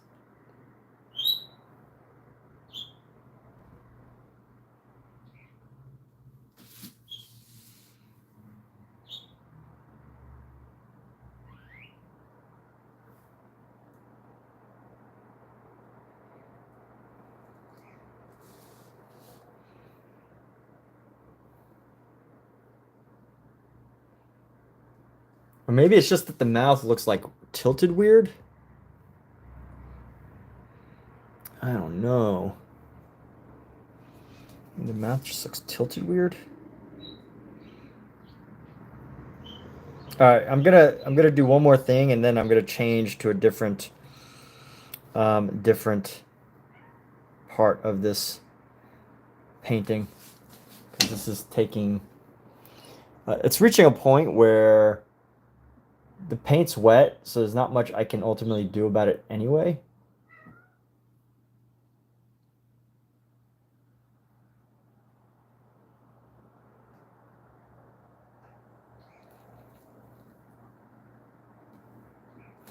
Maybe add a little bit, a hint of red. Add some red into those cheeks, just to help define where the transitions are.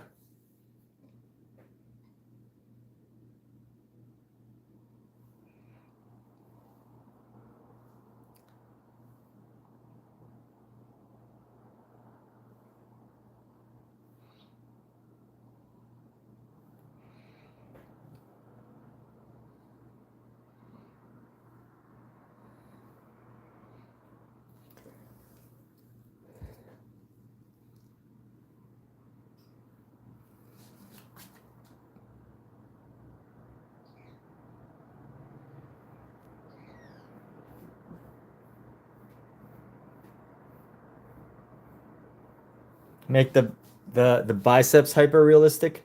You know, I probably could spend some more time on the biceps. Let's see.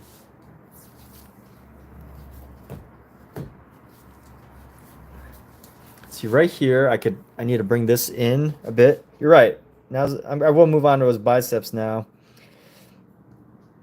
I do need to move on. Need to move on. Time to try something else. Maybe leave his face the way it is. I don't know. It's okay where it's at, but it's not exactly where I want it. So we're gonna bring his bicep down a little bit here. A little bit in. And then around our figure here.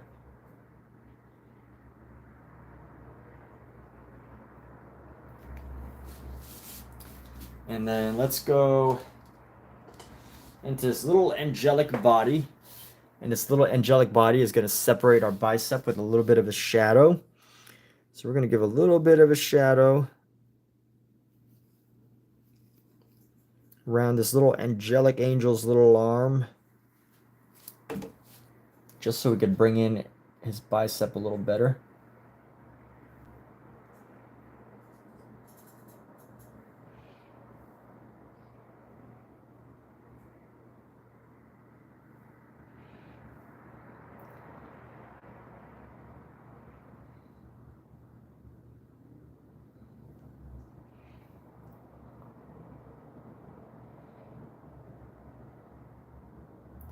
There we go. A little separation between his shoulder and his bicep.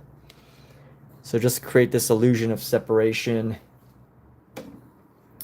And we can even bring this up a bit further.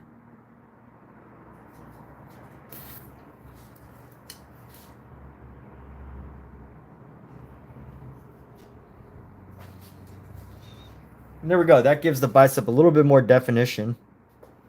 A little bit more separation between the arm and the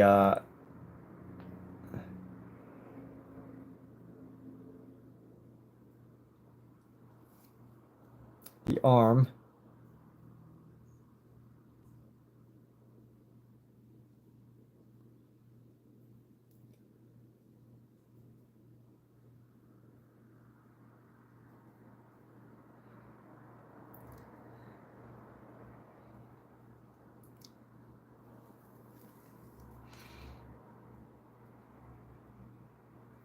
And now let's see. So this character was able to do a little better job. We're able to do a little better job. Actually, you know what? We need to tighten up Eve. Eve needs a little tightening up. So let's actually get her eyes in. So we're gonna get a nice, nice little dark eye on the side of her face. So there's an eye. She's giving him the side eye. She's giving this weird guy the side eye, Michael Jordan. It's like, who's this guy? Who's this guy?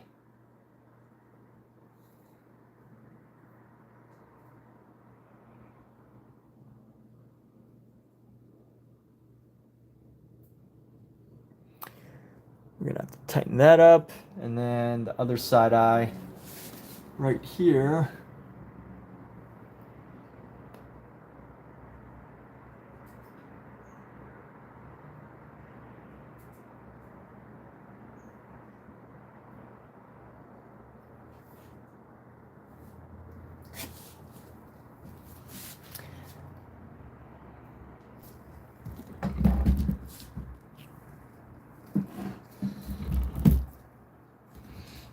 He needs more biceps. So let's see. We've tightened up his bicep. That was pretty easy. You just, use this.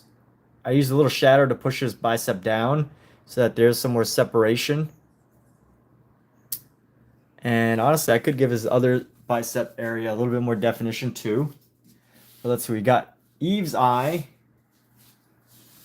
Got Eve's eye. I spent so much time on the background.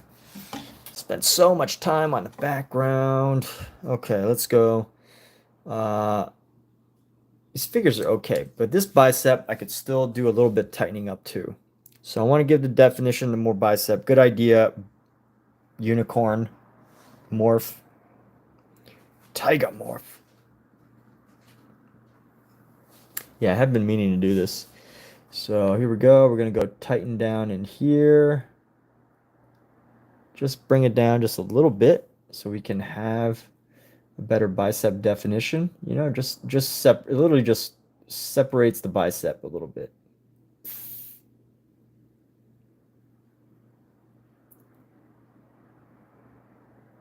Just a little bit. And I have to bring the rest of it down a little bit more too. Let's see. Can you see? If you can't see, let me know. Give me a ring.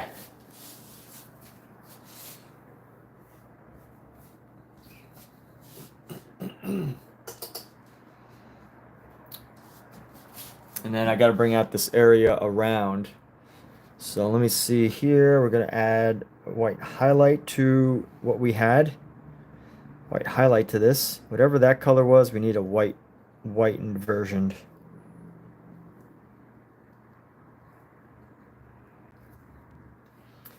And that'll allow us to tighten up this arm here. So let's go curve it down.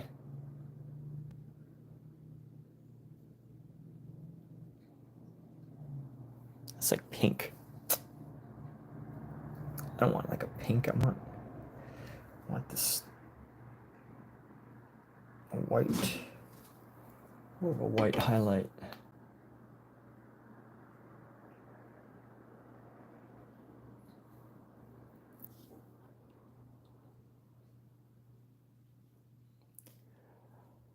Okay, and then here we go. We can actually, let's use this to tighten up this arm here. Go up like so.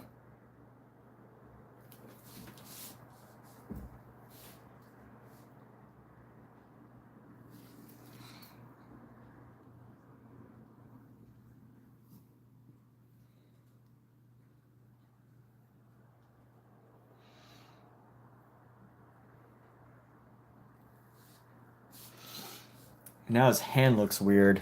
We could fix that.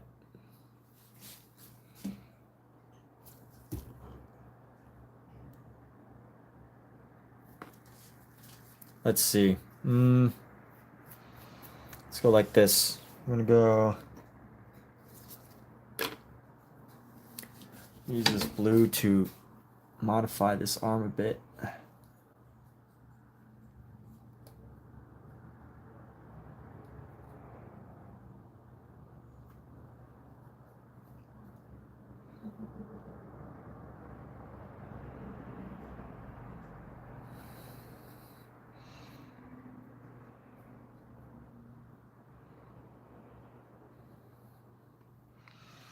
He has massively disproportionate arms and hands, but that's okay.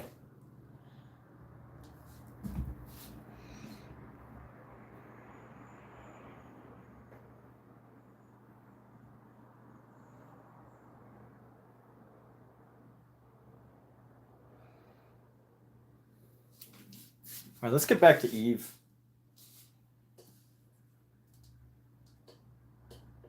Finger looks like a hot dog. Yeah, no, that's great. That's great because I will. We still have more definition to put into the fingers. Yeah, he's got some huge fingers, right? Yeah, let me add some details so Omizu can get over his criticalness. Can we move on, Omizu? Can we move on past these hot dogs? Oh, gosh.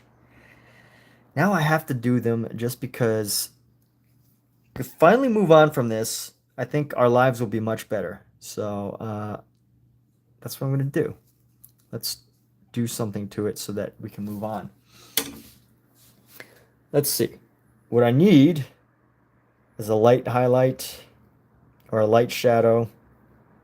Not too dark, but not too light.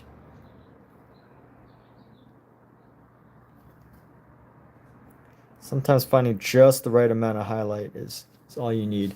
So let's see. I'm going to go like this, and we're going to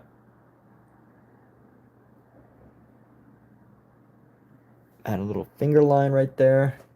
Add another shadow that comes down right here.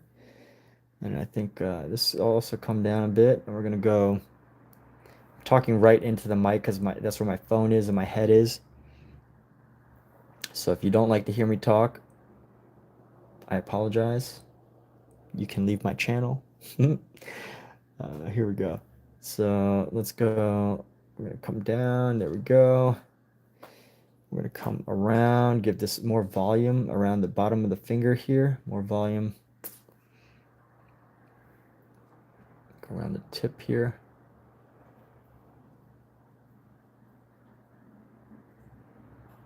Try to find a way to separate it from the space around it. So we're going to use a little bit of an outline, not too much. And then here we go.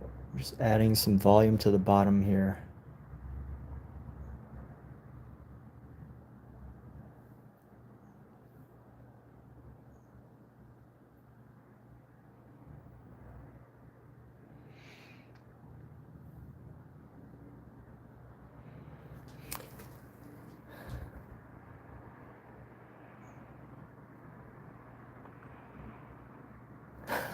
Condiments.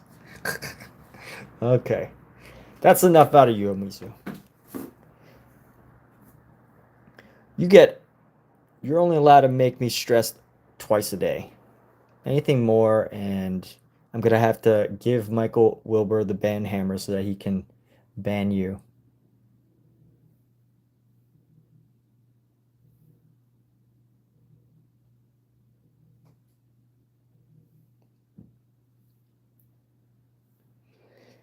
Okay. Let's go like this. I'm going to go around. We're going to have to blend some of this a little bit later. Give him his wrist right here.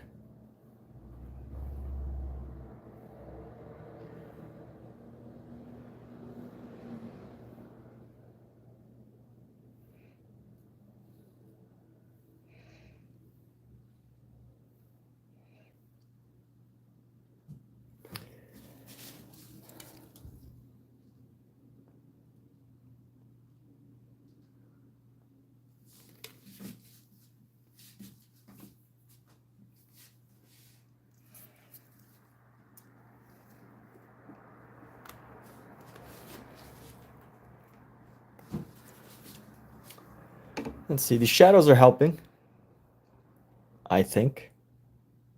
Therefore, I am. I think, therefore, I am. Here we go.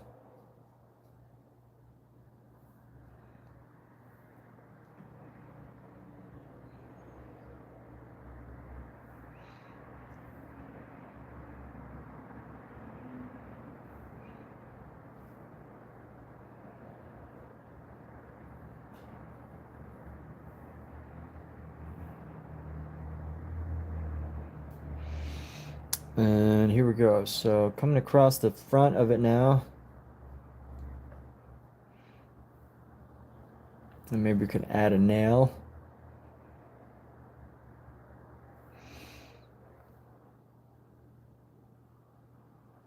Use the ever so slightest transition here. Thank goodness for small brushes, teeny tiny brushes. Okay, let's see. Right into here, I need a little bit. There we go.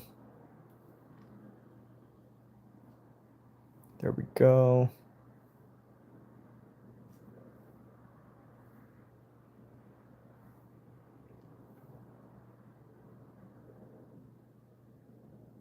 There we go. Need a line right into here. There we go.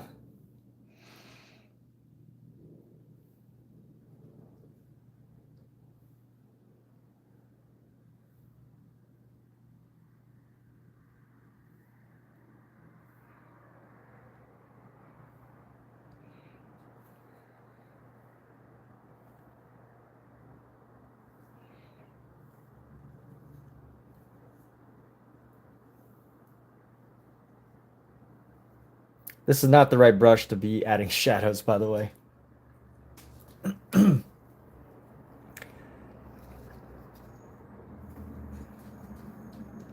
But I do want to start to outline them.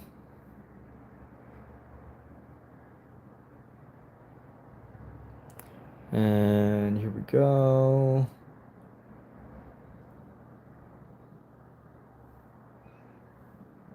Bring this down, this up a little bit further. Let's go.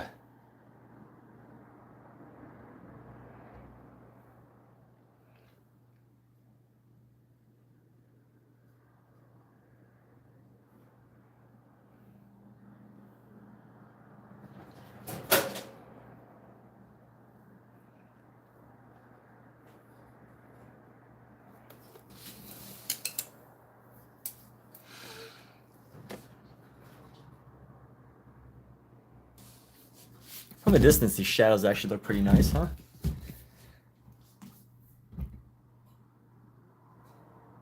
The shadows add a good amount of detail. I like it. I like it. I just gotta tighten them up now. Still gotta do this nail. Ugh, nails, fingernails. Why? Who invented fingernails? Fingernails were not invented by somebody for painting.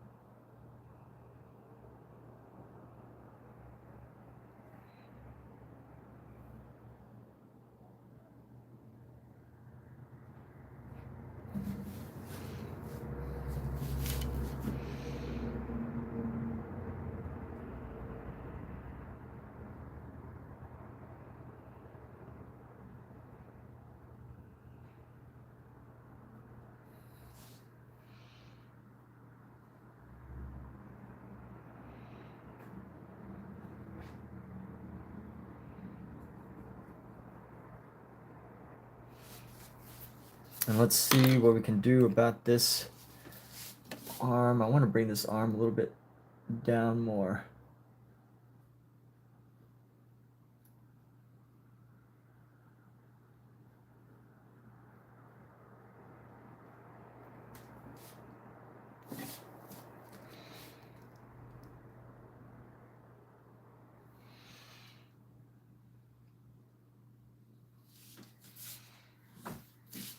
All right, let me clean off this brush. I think the arm's looking okay. Or the hands. I think the hands are looking okay. Maybe go through one little brush, one more little brushing of the hand, just to make it look more smooth. You know what? I want to find a good smooth brush for this. Not too big of a brush, but not too thin of a brush. This one might be good. And how should we do this? What color shall I use? Let's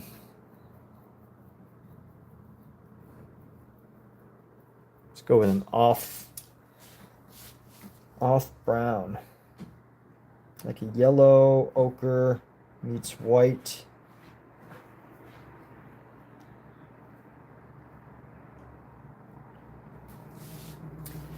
Let's do this. All right, how do we do this? We're gonna go.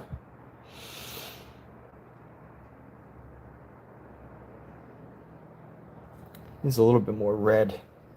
A hint of red, a little dash of red. A dash of red.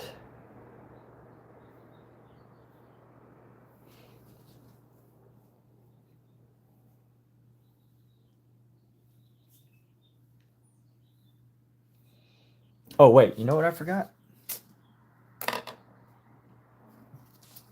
Forgot to add the rest of the shadow into the arm.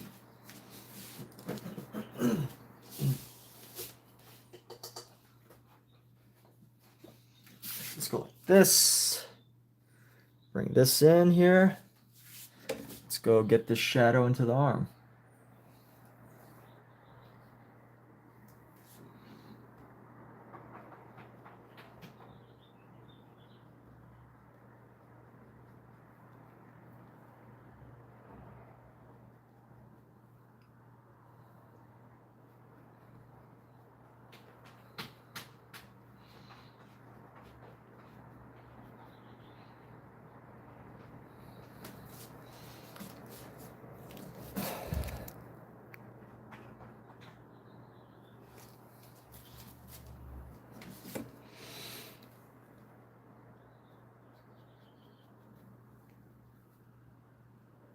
Oh, let's see what's an issue right now.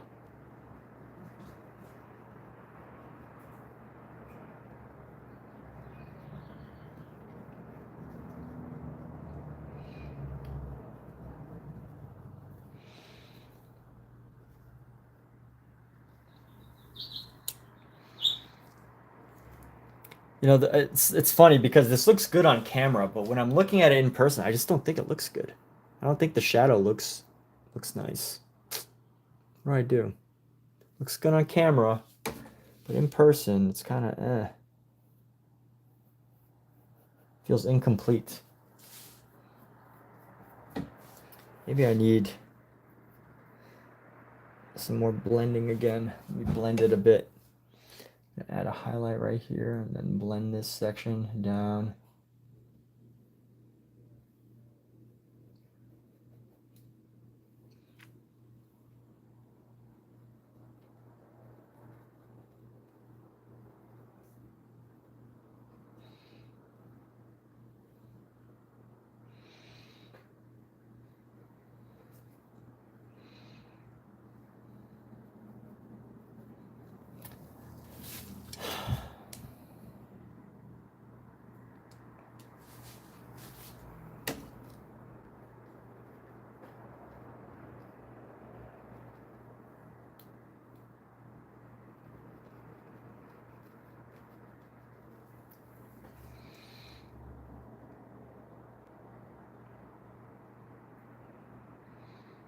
You know what I am seeing, you know what I am liking about this is it is giving me a bit more color variety across the arm. These shadows, which I think is coming out to be quite nice.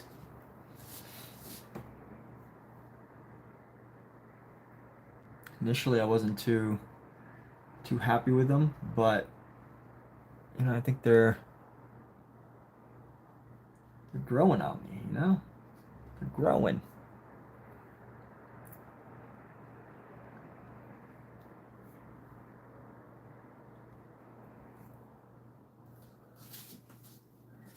And then what I need to do is add a good highlight into the arm, the hand. Hands are so difficult. I think I'm actually doing great. Thank you. Appreciate you. Appreciate that. Yes. Yeah. Getting the right shadows around the hands. That's the challenge we're having right now.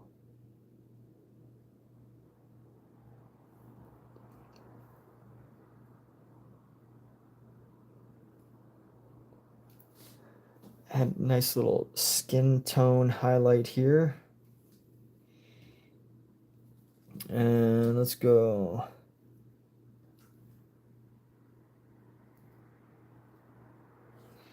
Let's do this. Give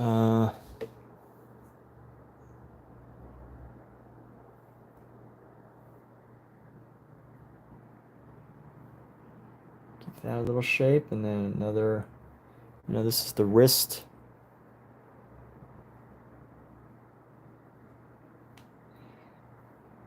Some bone there.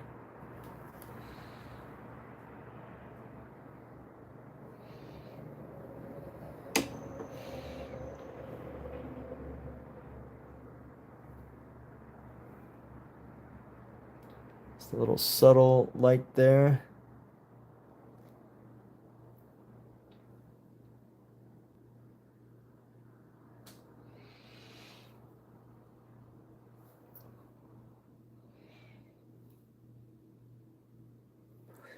Let's go. Let's do this. Come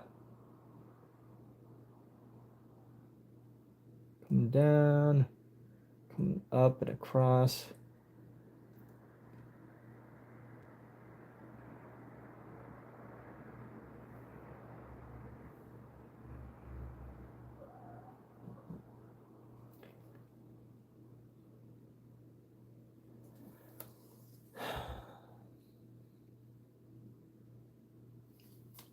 And go back to this shadow. Go back to the shadow. Go back to the shadows. Going back to the shadows.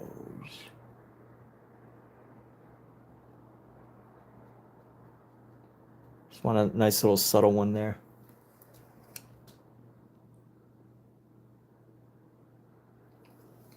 And then we can actually add a little bit of shadow going into here.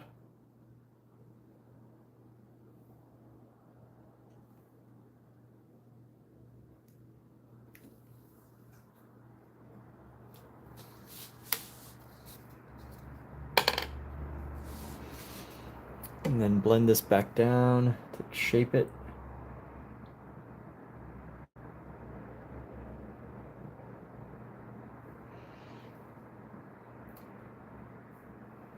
And just a little bit of tiny highlight right in here.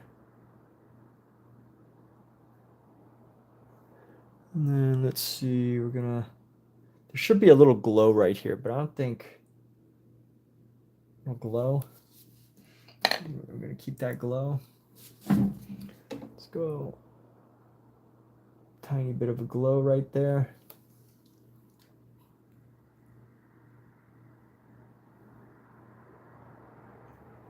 The other thing I have to deal with is I made God's hand extra long. His hands are significantly longer in this painting than in the actual, the actual one. So that is something that I am contending with. Some of the details I have to kind of make up.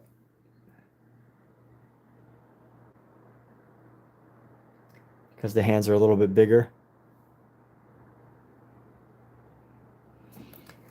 Just a little wrist wrinkle right there. We're going to come around.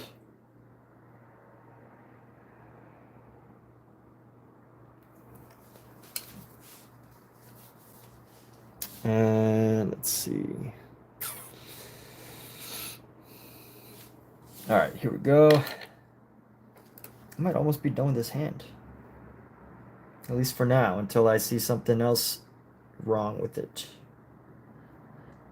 But here we go.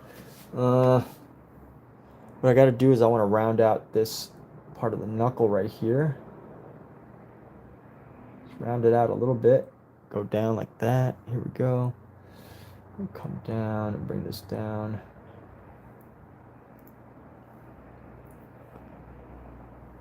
And then we're going to go right into here. And then right by the nail.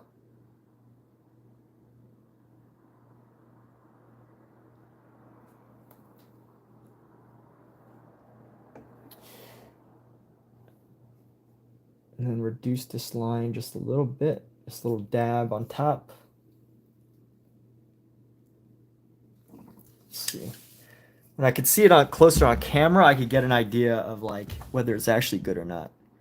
Because looking at it from afar, you can, things can always look good and idyllic from afar, but like when you get up close, that's when you can really start to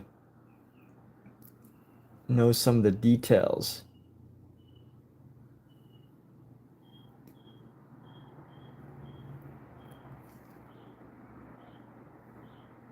Definitely avoiding getting overly detailed, but like also at the same time,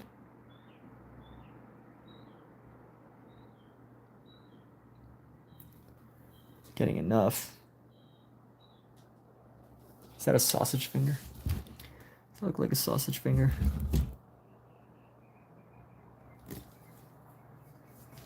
This one definitely looks a little like a sausage finger, but the other ones I think are better. There we go. How do you prevent a sausage finger? You got to separate it. You got to separate the links in the sausage. So here we go. Just one little separation right there. Barely noticeable.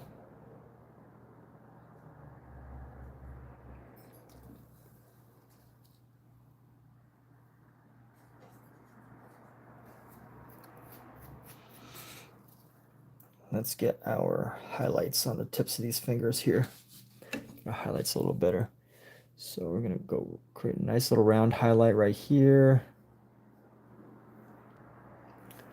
And then little round area right here.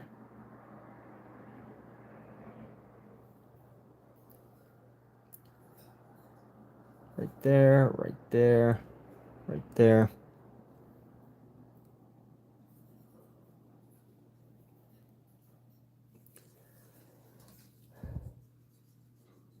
Long and sausagey, just the way we want it.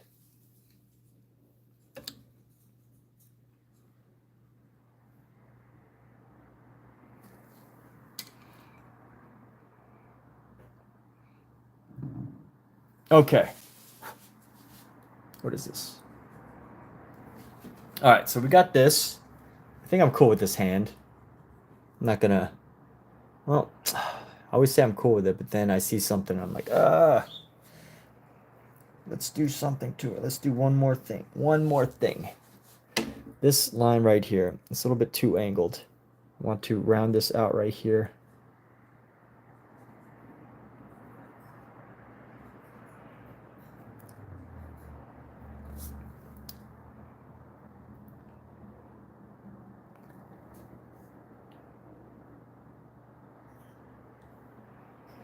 And wipe off my brush. Get a little bit more of this brown. I'm going to raise this up.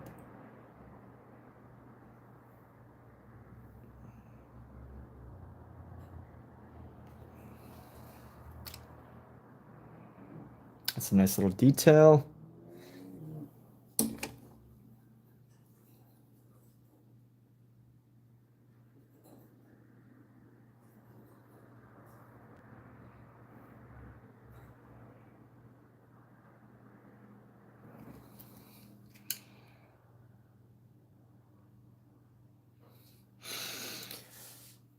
Okay, one more. What else? One more thing I must do. Here we go. Okay, one more thing to really make this. One more little detail. Nothing too drastic, just one more detail. Okay, so right here, this part is going to come down more.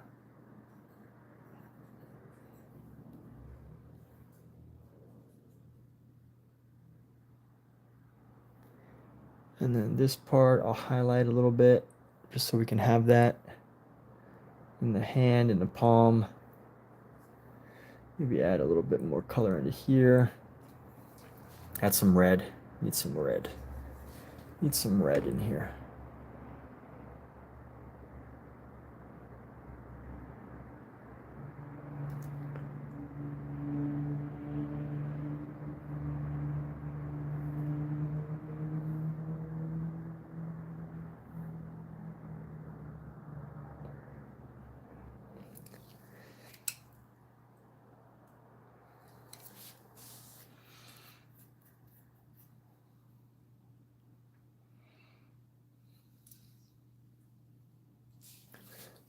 More.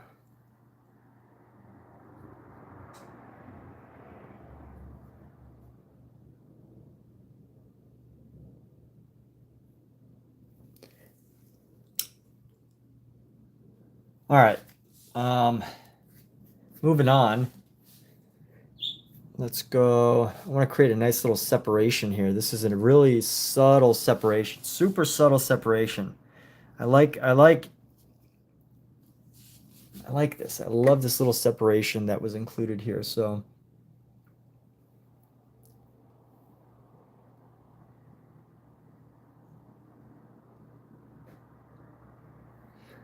little separation created in a forearm here. And how will I actually make that show up? I'm trying to figure that out now. Let's go. Tiny separation between the top and the bottom here. I'm going to add the highlight just under it. Just a really subtle separation between the two areas here.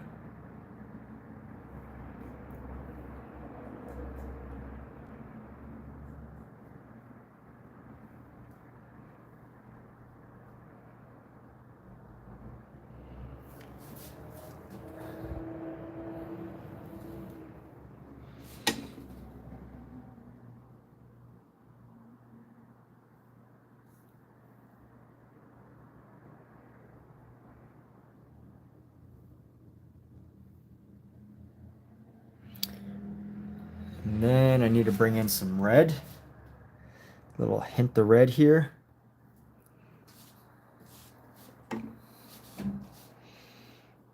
Let's go like this.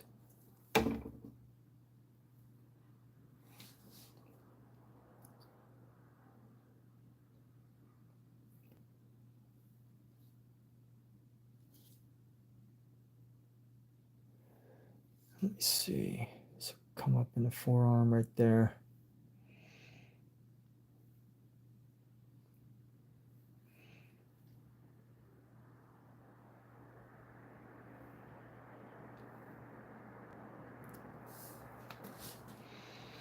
Let's maybe blend this up.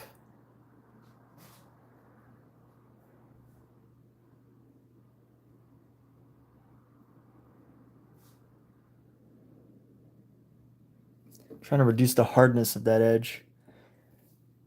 Just ever so slight, like, just a, oh, what an amazing, amazing, amazing detail.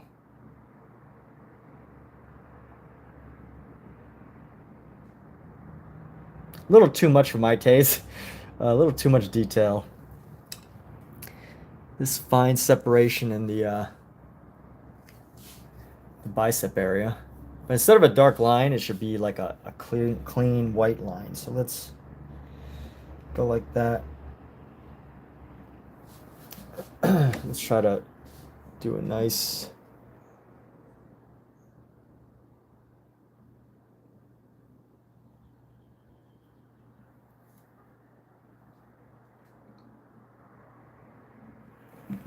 nice little separation there. And then see how we can add this to the top so that it doesn't look like two totally different things. Right there. Let's go blend it in just a little bit. Is that?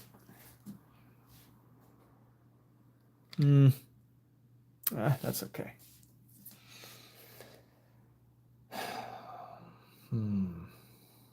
What now? What now?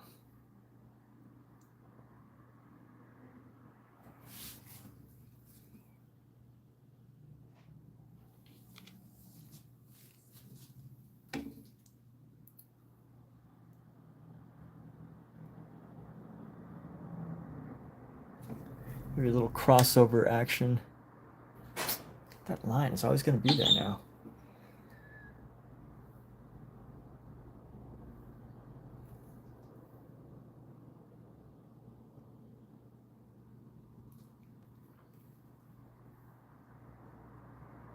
Okay, so let's go like this, and I can't help but wonder as I paint this, like, how much of this was Michelangelo's doing, and then how much of this was like a student or like a somebody who came in after and was whose job it was to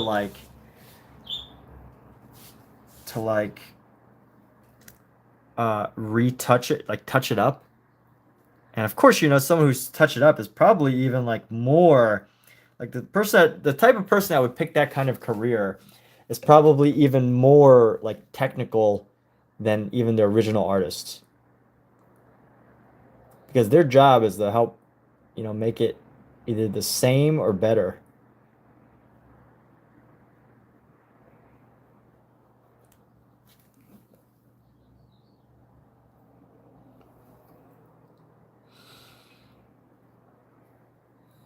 Or exactly like how it was supposed to be the original, I guess, is the better way of describing what I was trying to say.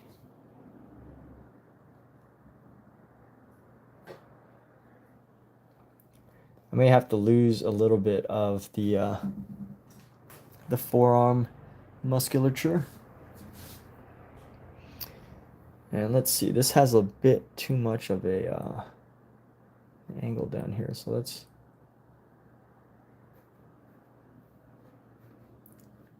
try to separate this space a little bit better.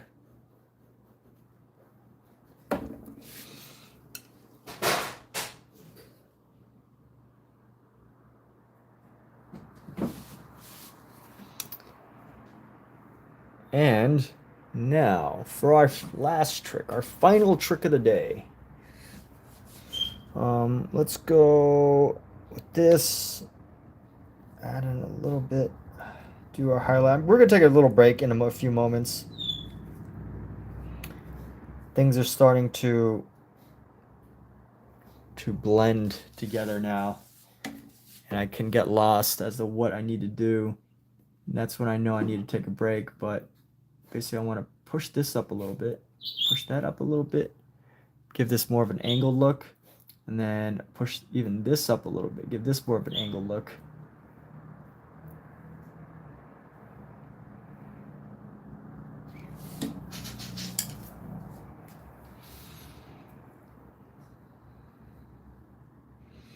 And then now find a nice little shadow to tie that together, those pieces. Let's find a good shadow here.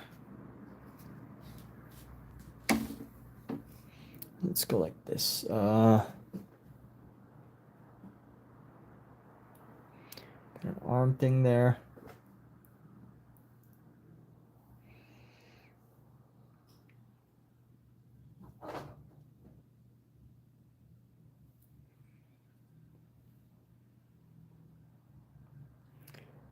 This little detail.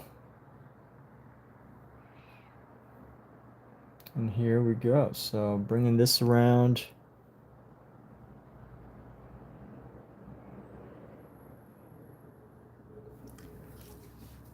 Get that color again. Nice little subtle brown transition. And we're going to go boom. Go to the end of the muscle there.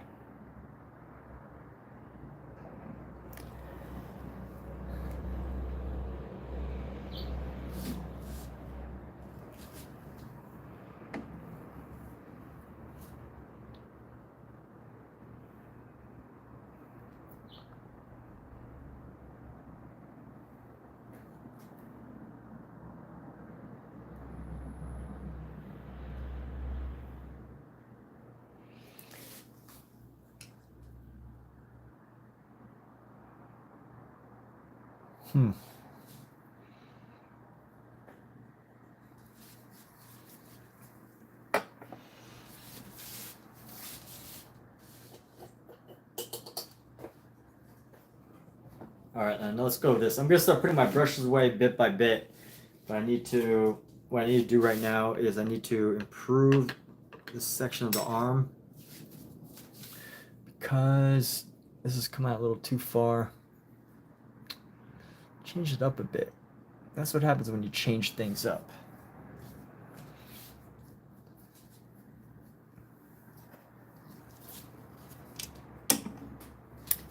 See if we can bring this shadow down into the arm a bit. Boom, boom.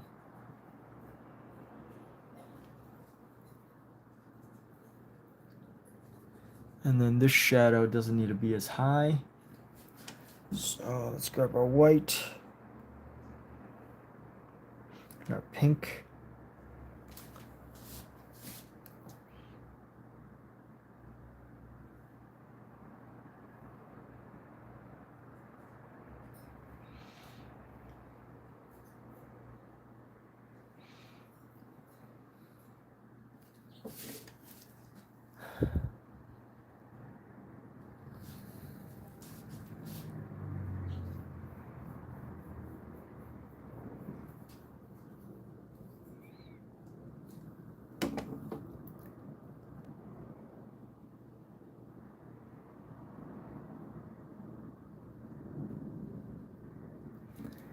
And then let me see.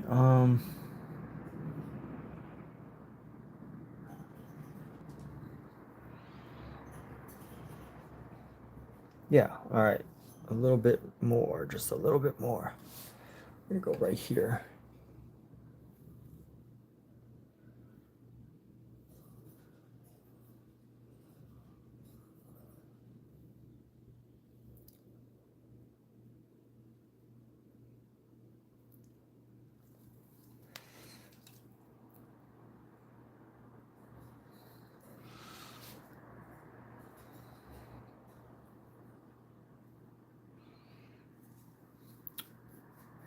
Okay, and then one more.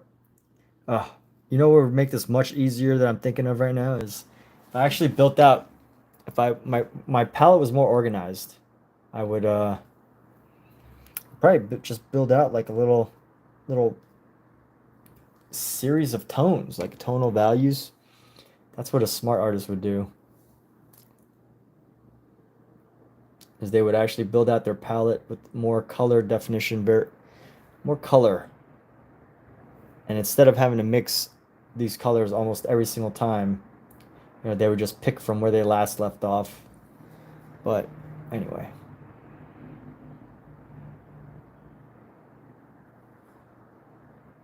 Let's go like that.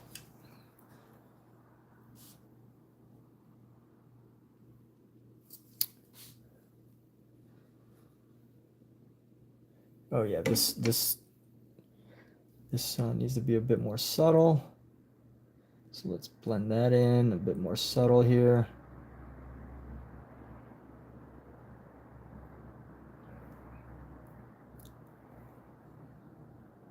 Maybe even transitioned. And then this little dot thing.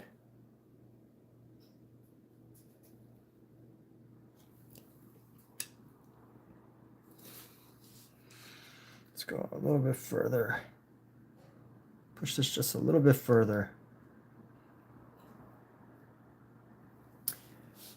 Cut this little section off. Oh, let's add a little bit of red. Red can help. So just add a little bit of red right in here. And then bring in some white.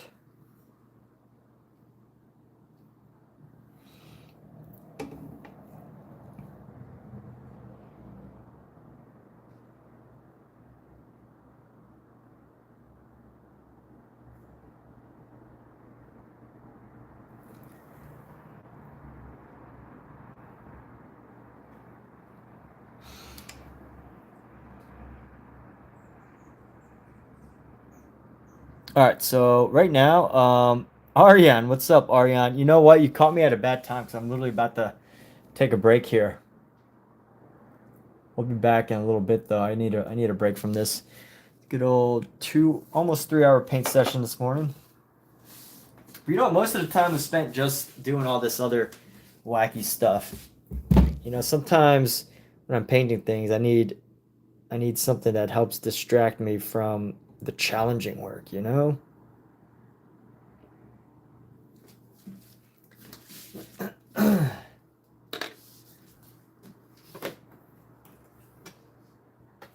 Good to see a familiar name, Ariane. You take care, dude. I'm gonna sign off here in just a moment. Take a nice little lunch break. And get refocused, rezoned in for our painting.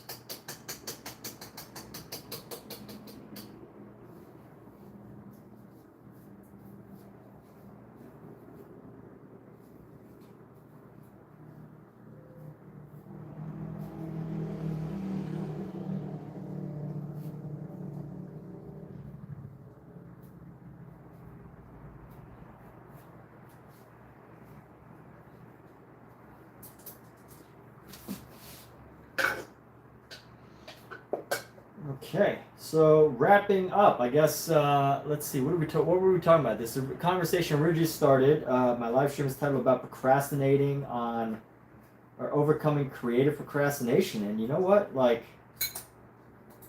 procrastination can manifest itself in many ways.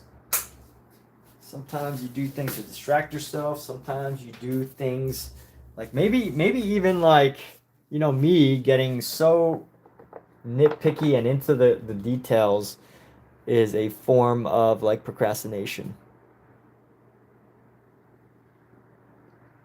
But we're working through. We are getting to this. We're getting through this. We're almost done. I think we're at least 80%. 80% of the way done. I pretty much only have the rest of the canvas to fill. I don't know what I'm going to do here yet. You know, obviously these faces right here, like look at these faces. Look at these faces compared to the rest, right? Like they're like outlined, and that just doesn't work. These like funny little outline faces. So, you know, those are easy to get over as long as you get as long as I get like the proportion right and like some of the space. I feel like that's the important thing. The proportion and the look, the emotion that they're trying to give off. And then from there, it's only a matter of just adding darker colors and lighter colors. That's it. In the right spots. That's it. Not too much more complicated than that. Is it easy? Is it as easy as I'm saying? It can be, depending on how, you know, how good you are. But is it more complicated? Is it as simple as I'm saying? Yes, it's as simple as what I'm saying. So anyway, 11:40 p.m. in India. Wow. Hey, Aryan, thanks for popping in at such a late hour. Appreciate that. And everyone else, we'll be back in a little bit. But yo, have a good evening. Take care. And morning if you're not in India.